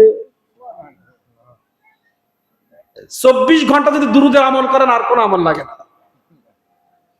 কারণ আল্লাহই তো 24 ঘন্টা দুরূদ পড়ে। আল্লাহর এই আমলটা যদি আমরা করি আর লাগে? কারণ দুরূদের 40 প্রকার দুরূদ আছে। দুরূদের যে ফজিলত আসছে, যে কোনো বিপদে, যে কোনো অসুস্থতায় দুরূদ শরীফ পড়েন, আল্লাহ খুশি হয়ে যাবে।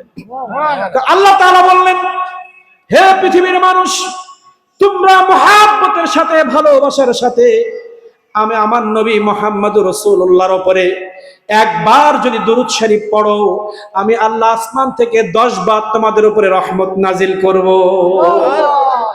10টা রহমত কোন জায়গায় নেবেন? ধরেন একবার মুহাব্বতে দুরূদ পড়লেন, আল্লাহ 10 বার রহমত নাজিল করবে। তা আল্লাহকে বলবেন, আল্লাহ একটা রহমত আমার বউ দেন, একটা আমার সন্তানের দেন, একটা আমার চাকরির মধ্যে দেন, একটা আমার ব্যবসার মধ্যে দেন, একটা ঘেরে দেন, একটা বিলি দেন, একটা আমার দেন। তাও তো দুটো থাকে কি? আল্লাহ বলতেছি একবার দুরূদ পড়লে 10 বার রহমত নাজিল করব। তাহলে 10 রহমত 10 জায়গায় ভাগ করে দেন। একটা মানুষের চলতে গেলে তো বিভিন্ন কাজ আছে, এটা 10 বার কেন বললেন? আল্লাহ আপনার জিন্দেগিটা রহমত দিয়ে ভরপুর করে দিবেন। এটাই দুরূদের ফজিলত। আপনি একবার নবীর উপরে মহব্বতে দুরূদ পড়বেন, আল্লাহ আসমান থেকে 10 বার আপনার উপরে রহমত নাজিল করবে। কোথায় নিবেন? সমস্ত সংসার, ব্যবসা, চাকরি এই নবীজির ওসিলা আল্লাহ রহমত দিয়ে ভরপুর করে দিবেন। এত টাকা পয়সা, এত অর্থ বিত্ত আমাদের হয়ে গেছে, আমাদের কোনো অভাব নাই, কিন্তু শান্তি নাই কেন? নবীকে মাইনাস করে ফেলেছে। আল্লাহ তাআলা বললেন, পৃথিবীর সব ইবাদতের মধ্যে আমার নবীকে আমি ফিট করেছি। আল্লাহ তাআলা বললেন, ওয়া রাফা'না লাকা যিকরাক। এবার মূল আলোচনার দিকে যাচ্ছি। যদি বসেন, এখান থেকে একটানা চলবে, কোনো ব্রেক হবে না। এতক্ষণ শুধু সাজাই গোছাই নিলাম, এবার মূল আলোচনার মধ্যে যাচ্ছি। আল্লাহ রাব্বুল আলামিন বলতেছেন, হে পৃথিবীর মানুষ, তুমি চাকরির মধ্যে শান্তি পাও না কেন জানোনি? শোনো, চাকরি করছি 10, 20, 30, 50 হাজার টাকা বেতন, তারপরও তার কাছে 10 টাকা চাইলে বলে আমি অভাবে আছি। 50 বিঘা 100 বিঘা ঘেরের মালিক। আপনি একটু যান, দেখবেন ওনার মতো অভাবী পৃথিবীতে কেউ নাই। ডিসিএসপি চাকরি করে, গিয়ে দেখবেন ওনার মতো অভাবী কেউ নাই। কিন্তু আপনি একজন ভ্যান চালকের কাছে যান, দেখবেন মুখে হাসি, পোল্ট্রি কিনে বাড়ি যাচ্ছে। কিন্তু এমন বড় বড় অফিসার আছে, মাসে একবার গোশ কপালে জোটে না, ব্যাংকের থেকে লোন নিয়ে বাড়ি করেছে। টাকার মধ্যে রাসূলের সুন্নাত মাইনাস করে দিয়েছে। একটা আয়াত দিয়ে সুন্নতের মধ্যে ঢুকবো, জীবন পরিবর্তন হয়ে যাবে যদি মানতে পারি। মা বোন সহ সামনে যারা বসা আছেন, যতদূর মাইকের আওয়াজ যায় যদি সময় থাকে কথাগুলো একটু শোনেন, মিলাই নেবেন। কেন আমরা রহমত থেকে বঞ্চিত? আল্লাহ রাব্বুল আলামিন বলতেছেন, একবার দুরুদে মুবারাকা পড়লে 10 বার রহমত নাজিল করব। দুরুদ তো আমাদের মধ্যে এখন মিলাদ উঠে গেছে, কিয়াম উঠে গেছে, হাত তোলা উঠে গেছে। দুরুদ না পড়লে আরো ভালো হয়, কারণ পৃথিবী গবেষণা করে দেখা গেছে কোরআন থেকে মানুষকে মাইনাস করা সহজ, ইসলাম থেকে মাইনাস করা সহজ, আল্লাহ থেকে মাইনাস করা সহজ, কিন্তু পাক্কা ইমানদার যারা রাসূল থেকে মাইনাস করা সহজ নয়। এই জন্য তারা উঠে পড়ে লেগেছে।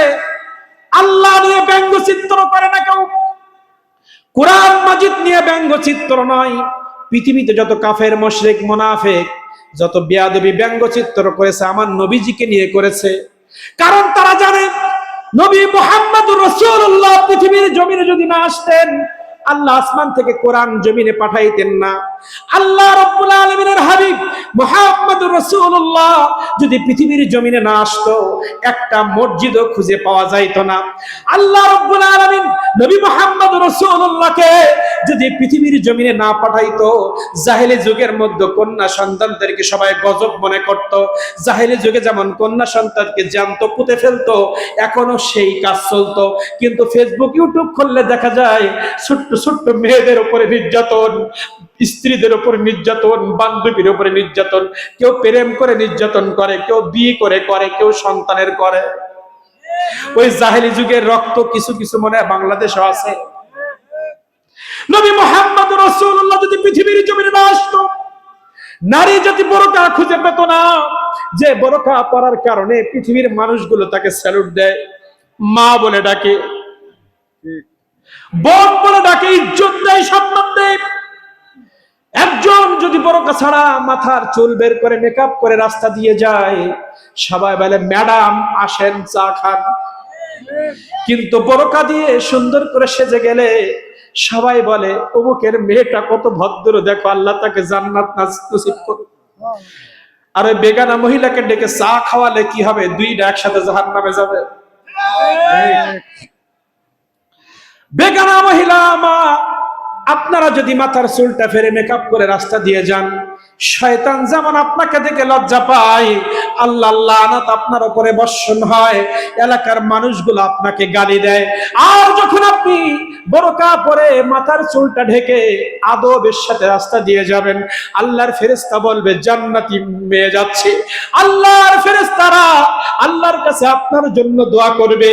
ওই রাস্তার মাটিগুলো আল্লাহর কাছে দোয়া করবে, আল্লাহ তোমার জান্নাতি বান্দি যায়, তাকে তুমি মাফ করো। কোন মেয়েরা যদি বোরকা পরে সতীত্ব রক্ষা করে কোন রাস্তা দিয়ে হেঁটে যায়, রাস্তার মাটিগুলো আল্লাহর কাছে তার জন্য ক্ষমা চায়, ডাইনের গাছপালাগুলো আল্লাহর কাছে ক্ষমা চায়। সবাই পৃথিবীর ফেরেশতা সবাই ওই মেয়ের জন্য দোয়া করে। শুধু তাই নয়, ওই রাস্তার পাশে বসে থাকা মানুষগুলো তার জন্য দোয়া করে। আর মাথার চুল খুলে মেকআপ করে বেপর্দায় বুকে ওন্না নাই আপনি রাস্তা দিয়ে হাঁটবেন, জমিনের মাটি বলবে আল্লাহ তুমি একটু হুকুম দাও মাটির তলে ওকে গেড়ে দেই, তাহলে মাটিও আপনার বিপক্ষে গেল, গাছপালাগুলো আপনার বিপক্ষে গেল। এমনকি আপনার প্রতিবেশী দূর থেকে বলবে একটা বেয়াদব মেয়ে জন্ম দিয়েছে, তাহলে দুনিয়ার মানুষগুলো আপনাকে গালি দিল, ফেরেশতারা আপনাকে গালি দিল, আল্লাহ তাআলা আপনার উপরে লানত নাজিল করলো। আর বোরকা পরলে জমিন আপনার পক্ষে, গাছপালা আপনার পক্ষে, আসমান আপনার পক্ষে, ফেরেশতা আপনার পক্ষে, এলাকার মানুষগুলো আপনার পক্ষে, আল্লাহ তাআলা আপনার পক্ষে। ঠিক কিনা? ভালো লাগে শুনবেন? আল্লাহ রাব্বুল আলামিন বললেন ওয়ারাফা'না লাকা যিকরাক। আলোচনায় ঢুকতেছি। ওয়ারাফা'না লাকা যিকরাক, সূরা আলাম নাশরাহ। আল্লাহ তাআলা বললেন হে নবী মুহাম্মদুর রাসূলুল্লাহ, আপনার ইজ্জত আমি এমন উঁচু মাকাম দিয়েছি, আপনার আলোচনা, আপনার সম্মান, আপনার ইজ্জত আমি আকাশ চুম্বি করেছি, পৃথিবীর সবাই মিলে যদি আপনার ইজ্জত নিয়ে টানাটানি করে 1 ইঞ্চি ইজ্জত কমাইতে পারবে না। পৃথিবীর সবাই মিলে যদি আপনার ইজ্জত বাড়াইতে চায় 1 জাররা পরিমাণ বাড়াইতে পারবে না।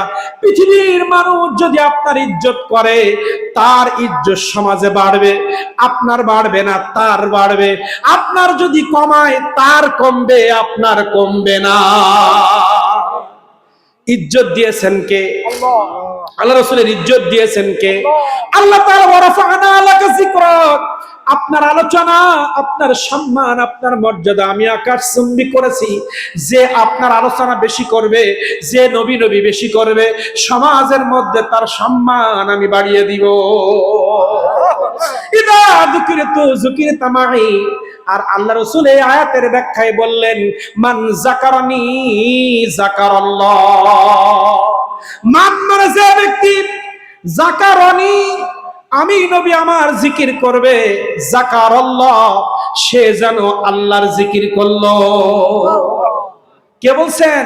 নবী বলছেন, আমার নাম যে জপলো, সে যেন আল্লাহর নাম জপলো। মুহাম্মাদের নাম জপেছিলি বুলবুলি তুই আগে, মুহাম্মাদের নাম জপেছিলি বুলবুলি তুই আগে। তাই কি রে তোর কণ্ঠের সুর এতই মধুর লাগে, ওরে এতই মধুর লাগে। ভালো লাগে না? ওয়ারাফা'না লাকা যিকরাক। দেখেন, মসজিদে নামাজে শান্তি নাই, ঘরে সংসারে শান্তি নাই, ব্যবসায় শান্তি নাই। কেন? আল্লাহ বললেন, আমার ইবাদতের সাথে আমার নবী না থাকলে ওখানে কোনো রহমত থাকবে না। বিবাহ করা আমি কারোর জন্য সুন্নত করেছি, কারোর জন্য ওয়াজিব করেছি। আমি প্রেক্ষাপট অনুযায়ী বিবাহ হারাম করেছি। অনেকের জন্য বিবাহ করা হারাম, অনেকের জন্য বিবাহ করা সুন্নাত, অনেকের জন্য বিবাহ করা ওয়াজিব, অনেকের জন্য বিবাহ করা ফরজ। আল্লাহ তাআলা বললেন, তুমি বিবাহ করে বউ নিয়ে শান্তিতে থাকবা, আমার নবীর সুন্নত না থাকলে বিয়ে করিও শান্তি হবে না। ব্যবসা করবা, ব্যবসার মধ্যে নবীর সুন্নত না হলে শান্তি হবে না। চা লাগবে না, যদি বসে তাহলে চলবে না, বন্ধ হয়ে যাবে। চা লাগবে না, তারপরেও ফজরের নামাজ কাজা করে দেরি হবে না। কটা বাজে? 12টা বেজেছে, আর 10-15 মিনিটের মধ্যে শেষ হয়ে যাবে। আপনারা চাইলেও হবে না, কারণ ফজরের নামাজে আর অনেক মুরব্বী আছে না। আমাদের যাদের একটু রক্ত গরম তাদের অসুবিধা না, কিন্তু অনেক মুরব্বী আছে, সব দিকে বিবেচনা করতে হবে, ঠিক কিনা? 10টায় যদি ওঠাতে পারতেন তাহলে কিছুটা হচ্ছে, 2 ঘন্টা হলে মোটামুটি। আমাকে এখন অল্প বয়স না, 3-4 ঘন্টা কোনো ব্যাপার না, কিন্তু বয়স হয়ে গেলে তখন 45 মিনিট 40, এর বেশি চলবে না। এই জন্য বয়স থাকতে যত প্রেম করব, বয়সকালে না করলে এটাই ঘাটতি পূরণ করবে। রাসূল সাল্লাল্লাহু আলাইহি ওয়াসাল্লাম বলছে, যুবক বয়সে যে বেশি বেশি ইবাদত করবে, বৃদ্ধ বয়সে না করলেও যুবক বয়সের ইবাদত ওই বুড়ো বয়সের ইবাদতের ঘাটতি পূরণ করবে। কারণ বয়স হয়ে গেলে ঘুম আসে, সূরা ফাতিহা না পড়ি নামাজ শেষ হয়ে গেছে। তা আল্লাহ তাআলা বলতেছে, যুবক বয়সে যদি সুন্দর সূরা ফাতিহা পড়ে যুবক তুমি নামাজ পড়তে পারো, বৃদ্ধ বয়সে সূরা ফাতিহা না পড়লে আল্লাহ লিখি ফেলবে, পড়িছে। কারণ বৃদ্ধ বয়সে আমরা যে পারবো না এটা জানে কে? এজন্য যুবকদের ব্যাপারে আল্লাহ তাআলা বলছে, 7 শ্রেণীর ব্যক্তি আল্লাহ তাআলা হাসরের মাঠে আল্লাহর আরশে কুরসিতে বসে ডান পাশে আর বাম পাশে দাঁড় করিয়ে পৃথিবীবাসীর কাছে পরিচয় করায় দিবে 7 শ্রেণীর ব্যক্তিকে। তার মধ্যে প্রথম আসছে যিনি ন্যায় বিচার করবে, যিনি সমাজে ন্যায় বিচার করবে। এই ন্যায় বিচারককে আল্লাহ তাআলা হাসরের ময়দানে বলবে, এই হচ্ছে ন্যায় বিচারক, তোমরা সবাই তাকে চিনে রাখো, এ জান্নাতি। দ্বিতীয় নাম্বার হচ্ছে যে যুবক তার যৌবনকে আল্লাহকে দিয়ে দিয়েছে, সে আজান হলে মসজিদে যাবে, বেগানা মহিলারা রাস্তা দিয়ে গেলে আস্তাগফিরুল্লাহ পড়ে মাথা নিচু করে চলে যাবে। এখন তো চলে যাওয়া দূরের কথা, শুধু একটু ডাকলি হয়, ডাকাও লাগে না, তারাই বেড়াচ্ছে। আগে তো আমাদের জামানায় আমাদের ডাকলেও যেতাম না, আমাদের যে বয়স গেছে, আর এখন ডাকা লাগে না, পিছনে চান্সে থাকে, একটু মুখ ফেরাইলেই হয়, যে কোনো কায়দায় বাস করে ফেলাবো। এরকম করলে এই যুবকদের জন্য না। যে যুবক তার চোখকে হেফাজত করছে, তার অন্তর, তার লজ্জা স্থানকে হেফাজত করছে, 5 ওয়াক্ত নামাজ আদায় করেছে, এই যুবক যদি যৌবন বয়সে মারা যায়, সঙ্গে সঙ্গে আল্লাহ জান্নাত দিবেন। হাসরের মাঠে পৃথিবীবাসীকে বলবে, ওই আব্দুল সালাম, আব্দুর রহমান, ওই মাদার বাড়িয়া, ওই কুল্লার ওই 5 জন যুবক, তারা তাদের জীবন বাজি রেখে আমার গোলামি করেছে, সবাই তাদেরকে চেনো, আজকে জান্নাতে দেব, তার আগে সবার সাথে একটু পরিচয় করায় দেব।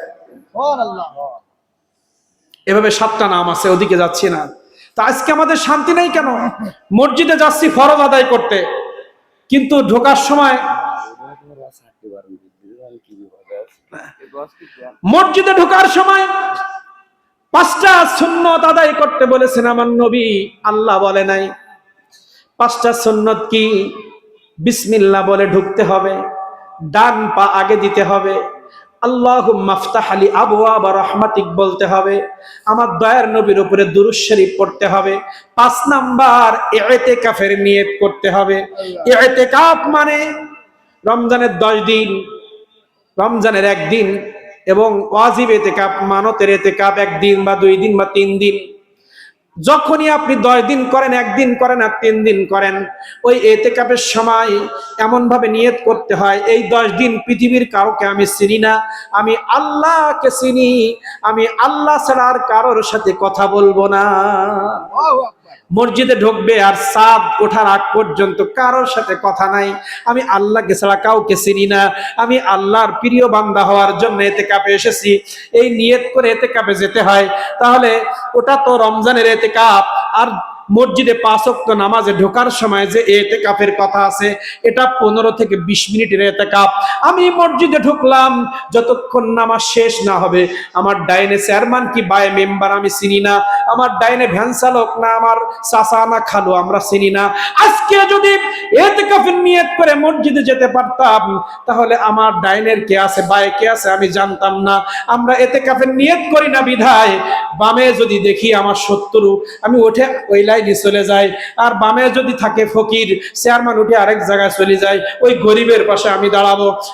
এই কাজগুলো কেন হয়? শুধু তাই নয়, মসজিদে ঢোকার পরে 2 জন সারাদিন সুযোগ পায় নাই, সকাল থেকে সারাদিন জন দিয়েছে, জোহরের নামাজের পরে এসে গল্প, আমি 5 কেজি বাগদা পাইছি, আমার ট্যাংরা মাছ এই দরে বিক্রি করেছি, আজকে এই বাজার করেছি, আজকে বউ তরকারিতে ঝামেলা করে ফেলাইছে, আজকে সাবান এই করেছে, আমার নাতনি এই করেছে, এই করতে করতে নামাজ শেষ।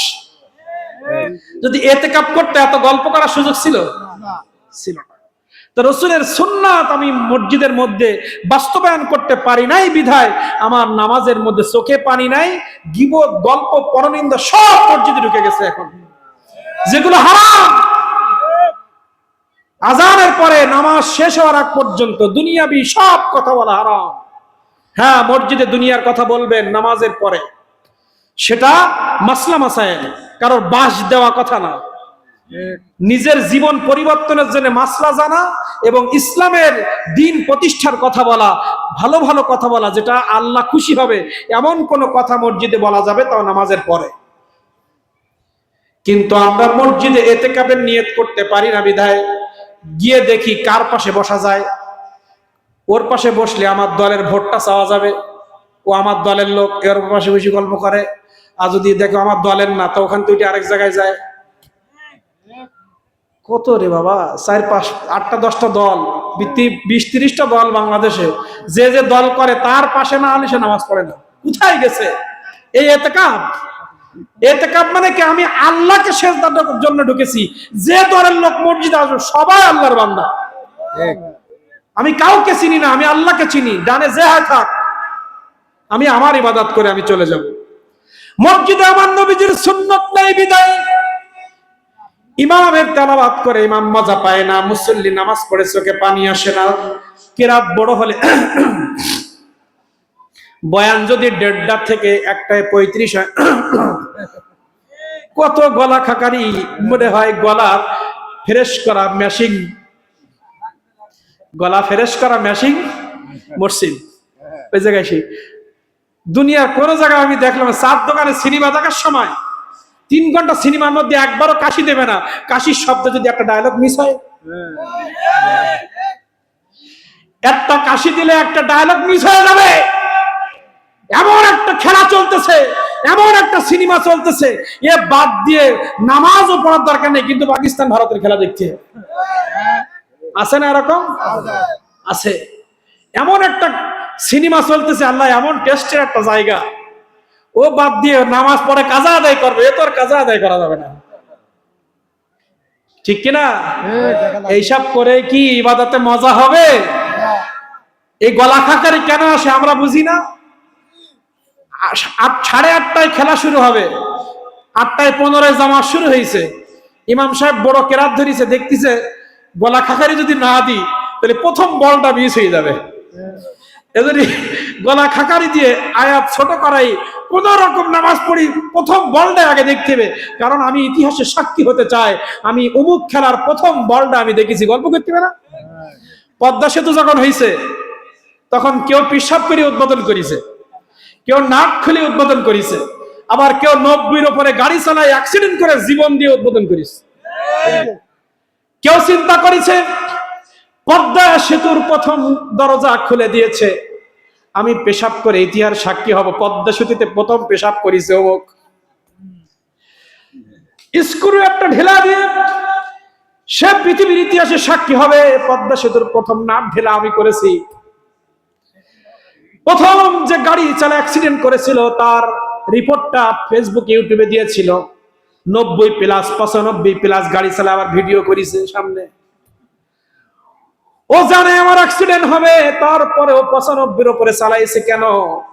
পদ্মা সেতুর উপরে সর্বপ্রথম 90-র উপরে মিটার তুলেছি আমি, সারা জীবন মানুষ আমার নাম করবে। কিন্তু এই বান্দার তো উচিত ছিল জীবনে আজান হবে, মসজিদে যাব, পৃথিবীর ইতিহাসে সাক্ষী হয়ে যাবে আমি কোনোদিন জামাত কাজা করি নাই। জীবন যাবে মিথ্যা বলবো না, আমার একজন প্রতিবেশীও বলতে পারবে না আমি জীবনে মিথ্যা বলেছি। এর জন্য পরিকল্পনা করা, কি করা? সুন্নতের বাস্তবায়ন করতে হলে পরিকল্পনা ছাড়া হবে না। এই যে জায়গাটা কার বলেন? এই জায়গাটা কার? দুনিয়াবি কার? আল্লাহ তো আছে। এই কার জায়গা? এটা কার? নাম কার? আব্দুল আহাদ চাচা বা ভাই, এই জায়গাটা তিনি কিনেছেন। এই গাছগুলো লাগিয়েছেন কেন? দখল করার জন্য। ওনার কাছে শুনবেন এই জমির দলিল আছে কিনা। একটা মানুষ বাপ মা থেকে পাক আর ব্যবসা করে টাকা জমিয়ে হোক আর চাকরির টাকা জমিয়ে হোক, যখন 5 কাঠা 10 কাঠা জমি কেনে, ওই জমিটা প্রথম দলিল করে, তারপরে মিটিশন করে, তারপরে খাজনা দেয়, দিয়ে সুন্দর করে আলমারিতে তুলে রাখে, কারণ মিটিশন না করলে আরেকজন দখল করে নিতে পারে। সেখানেই সমাপ্ত নয়, ওই জমি চারিদিক দিয়ে দেওয়াল দেয়, যেন এর মধ্যে কেউ এসে ঘর না বানাইতে পারে, গাছগুলো লাগাইছে কেউ যেন দখল না দিতে পারে। তাহলে বাবা, দুনিয়ার মধ্যে আল্লাহ তাআলা আপনাকে 5 কাঠা 10 কাঠা 1 বিঘা জমি দিয়েছে, এই জমিটা যত ভালোবাসেন বিধায় এত যত্ন করে আপনি রাখলেন, এটাও তো আল্লাহর নিয়ামত, আল্লাহ আপনাকে রক্ষা করতে বলেছেন। তাহলে 5 ওয়াক্ত নামাজ আল্লাহ রাব্বুল আলামিন আপনাকে আমাকে দিয়েছে। ওয়ারাত্তিলিল কুরআন তারতিলা, আল্লাহ তাআলা বলেছে বান্দা কুরআন মাজিদ আমি নাজিল করেছি বড় মহব্বত করে, জীবনের সংবিধান। এই কোরআন মাজিদ সহি শুদ্ধ করে পড়ো, এটাও আল্লাহ আমাদেরকে বলেছেন। তুমি সংসার করো, এটাও আল্লাহ বলেছেন। চাকরি করো, আল্লাহ বলেছেন। বিবাহ করো, আল্লাহ বলেছেন। সন্তান মানুষ করো, আল্লাহ বলেছেন। নামাজ পড়ো, আল্লাহ বলেছেন। যাকাত দাও, আল্লাহ বলেছেন। দান করো, আল্লাহ বলেছেন। সব কিছু আল্লাহ তাআলা বলেছেন। তাহলে জমির ব্যাপারে এত সুন্দর বিয়ে করার জন্য খোঁজ নেয়, ওরে ওই মেয়ে ছোটবেলার থেকে কারোর সাথে চোখ টিপ মেরিস কিনা, ফেসবুক ব্যবহার করে কিনা, কারোর সাথে সম্পর্ক আছে কিনা, ও চরিত্র কেমন, ও চরিত্র কেমন, বাসা ঠিক মতো দিতে পারবে কিনা, ওর মায়ের খোঁজ নাও, ওর দাদির খোঁজ নাও। এত কিছু করার পরে আপনি আমি বিবাহ করি, তারপরে সংসার করবে কিনা, আমার খেদমত করবে কিনা, আমার বাপ মার দেখাশোনা করবে কিনা। একটা বউ আনার আগে এত গবেষণা, কারণ ওই বউ দিয়ে আপনি লাভবান হতে চান, আল্লাহ তাআলা বললেন তুমি জান্নাত যদি পেতে চাও 5 ওয়াক্ত নামাজ আদায় করো, তুমি জান্নাত যদি পেতে চাও কোরআন মাজিদ সুন্দর করে তুমি তেলাওয়াত করো। তাহলে এই কোরআন মাজিদ তেলাওয়াত করতে আল্লাহ বলেছেন একবারও কি পরিকল্পনা করেছি কোন হুজুরের কাছে গেলে কিভাবে পড়লে আমার কোরআনটা সহি হবে, কোন হুজুরের কাছে গেলে আমার নামাজটা সুন্দর হবে, আমার জমিটা যেমন আমি সুন্দর করে ঘিরে রেখেছি, দলিল করেছি, মিটিশন করেছি, খাজনা দিয়েছি, আল্লাহর হুকুম পালন করার জন্য একদিনও আমরা চেষ্টা করি নাই। চেষ্টা করেছি না? তাহলে কি হলো? এই চেষ্টা করার জন্য তো নবী মুহাম্মদ রাসূলুল্লাহ সাল্লাল্লাহু আলাইহি ওয়াসাল্লাম দুনিয়ার জমিনে তাশরীফ এনেছেন, হাতে কলমে শিক্ষা দিয়েছেন, হাতে কলমে শিক্ষা দিয়েছেন। তাহলে এই পরিকল্পনা আমাদের করতে হবে যে কিভাবে আমি যুবক আমার যৌবনকে হেফাজত করা যায়, একটা নোট তৈরি করতে হবে। আমরা বিসিএস ক্যাডার হওয়ার জন্য নোট করি, এসএসসি তে গোল্ডেন পাওয়ার জন্য সুন্দর নোট করি, এইচএসসি তে গোল্ডেন পাওয়ার জন্য সুন্দর নোট করি, ডাক্তারিতে ভালো রেজাল্ট করার জন্য সুন্দর নোট করি যে আমি ভালো ডাক্তার হব, ইঞ্জিনিয়ার হব, আমি গোল্ডেন এ প্লাস পাবো। এর জন্য শিক্ষকের পরামর্শে আপনি নোট করেন, কিন্তু কোন আলেমের পরামর্শ নিয়ে নামাজ সুন্দরের জন্য একটা নোট কি আপনি দেখাতে পারবেন? নামাজের ওয়াজিব কয়টি, সুন্নত কই, নোট করা লাগবে না, বাজারে বই আছে। আপনার ক্লাসের বইয়ের ফাঁকে আপনি একটা নামাজ শিক্ষা ঢোকায় রাখেন। মা বোনরা আপনাদের ইজ্জত ঠিক রাখার জন্য আপনার বাড়ির ভিতরে ফাতেমা রাদিয়াল্লাহর একটা জীবনী কিনে রাখেন, আপনার চরিত্র সুন্দর হয়ে যাবে। মা ফাতেমা ক্ষুধার যন্ত্রণায় বাড়ি কাঁদতেছে, হাসান হোসেন কাঁদতেছে, আমার নবী বাড়ির পাশ দিয়ে যাচ্ছে, নবী দেখলো আমার কলিজার টুকরা সন্তান, যে নবী উহুদ পাহাড়কে সোনা হওয়ার হুকুম দিলে আল্লাহ সোনা করে দিতেন, সেই নবীজির বাড়ির মানুষগুলো না খেয়ে আছে, কিন্তু নবীর আদর্শ থেকে তারা বিচ্যুত হয় না। সাহাবা একরাম মরুভূমিতে উলঙ্গ করে শোয়াই দিছে, ইমান বিক্রি করে নাই। আর আমরা এখন 100 টাকায় 200 টাকায় একটা চা একটা পানে ইমান শেষ। আর এখন সব জায়গায় তো জান্নাতের টিকিট বিক্রি হচ্ছে, এগুলো তো আপনারা জানেন। অনেক সহজ হয়ে গেছে জান্নাতে যাওয়া এখন, কিন্তু সাহাবীদের কাছে জান্নাত এত সহজ ছিল না। সাহাবীদের যুগে জান্নাত এত সহজ ছিল না, বহু কঠিন ছিল। আজকে সাহাবীদের জীবন আদর্শকে আমরা ধুলির সাথে মিশাই দিয়ে নিজের ক্ষমতার জন্য, নিজের অর্থের জন্য, পাওয়ারের জন্য আমরা যে কোনো মতাদর্শ পালন করতে রাজি আছি, পিছুপা হব না। আমার রাসূলের গলায় ছুরি দিয়ে হলেও আমরা পাওয়ারে যেতে চাই, ঠিক কিনা? চলছে, এগুলো হবে কিয়ামতের আগে। আপনার স্বার্থের জন্য আপনি কোরআন হাদিস সব বিক্রি করে দিলেন, সব আদর্শ আমরা বিলীন করে দিয়েছি। বাবা মা বোনরা যারা আছি, রাসূলের আদর্শ জীবনে বাস্তবায়ন করি, নবী করিম সাল্লাল্লাহু আলাইহি ওয়াসাল্লামের সুন্নাত অনুযায়ী আমরা আমাদের জীবনটাকে চালাই, রহমত দিয়ে আল্লাহ ভরপুর করে দিবেন। কোন মহিলা যদি মনে করে, কোন মা বোন যদি মনে করে আমি স্বামীর এত রান্না বাড়া করি দিই, আমি তো 5 বার নামাজও পড়ি, আবার হুজুর বাড়িও ফতেহার সময় যায়, আবার মানুষের সাথে ভালো ব্যবহার করি, তো আমার রোগ বালায় যায় না কেন, আমার সংসারে শান্তি নেই কেন?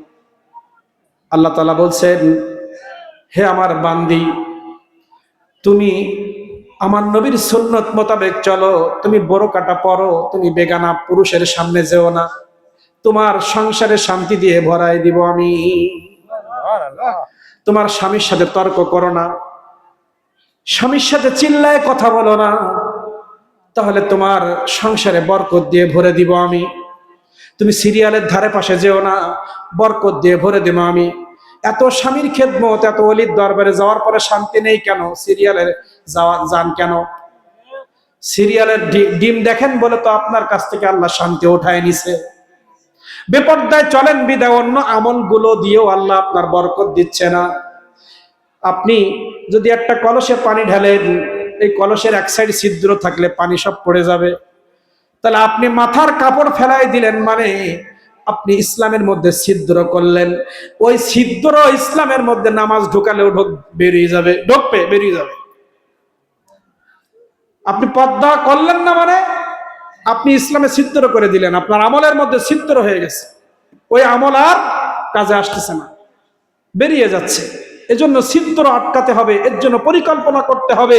বেশি বেশি করে আমার নবীজির জীবনী পড়বো, সাহাবা একরাম জীবনী পড়বো, নবীজির আদর্শ আমাদের জীবনে বাস্তবায়ন করলে আমাদের সমাজ, আমাদের রাষ্ট্র, আমাদের ব্যক্তি জীবন, সামাজিক জীবন সব সময় সোহাগা হয়ে যাবে ইনশাআল্লাহ। নবীকে মাইনাস করলে আপনি পৃথিবীর রাষ্ট্র হাতে পাইলেও আপনি শান্তি পাবেন না। পৃথিবীর ক্ষমতা আপনার হাতে আসবে, অর্থনৈতিক ব্যবস্থা আপনার হাতে আসবে, রাজনৈতিক পাওয়ার আপনার হাতে আসবে, কিন্তু আমার রসুলকে যদি আপনি খাটো করেন, আমার নবীজির সামনে যদি বেয়াদবি করেন, আপনি লিখে রাখেন ওই এলাকায়, ওই দেশে, পৃথিবীতে কখনো শান্তি আসবে না। সাহাবা একরাম শান্তিতে ভরে গিয়েছিলেন, বাড়ি খাওয়া ছিল না, তারপরে কোনো অভিযোগ ছিল না, কারণ তারা ইসলামকে ভালোবেসেছে, নবীকে ভালোবেসেছে। আপনার বাড়ি আছে, গাড়ি আছে, টাকা আছে, পয়সা আছে, ক্ষমতা আছে, তারপরে আপনি টেনশন কেন? আপনি নবীকে মাইনাস করেছেন। এজন্য আল্লাহ তাআলা আমাদের সবাইকে বোঝার তৌফিক দান করুন। ওয়া আখিরি দাওয়ানা আনিল হামদুলিল্লাহি রাব্বিল আলামিন। আসসালামু আলাইকুম ওয়া রাহমাতুল্লাহি ওয়া বারাকাতুহু। বিসমিল্লাহির রহমানির রহিম। ولما تم من حمله صلى الله تعالى عليه وسلم على الراجح 9 أشهر قمرية وآن للزمان أن ينجلي عنه صدى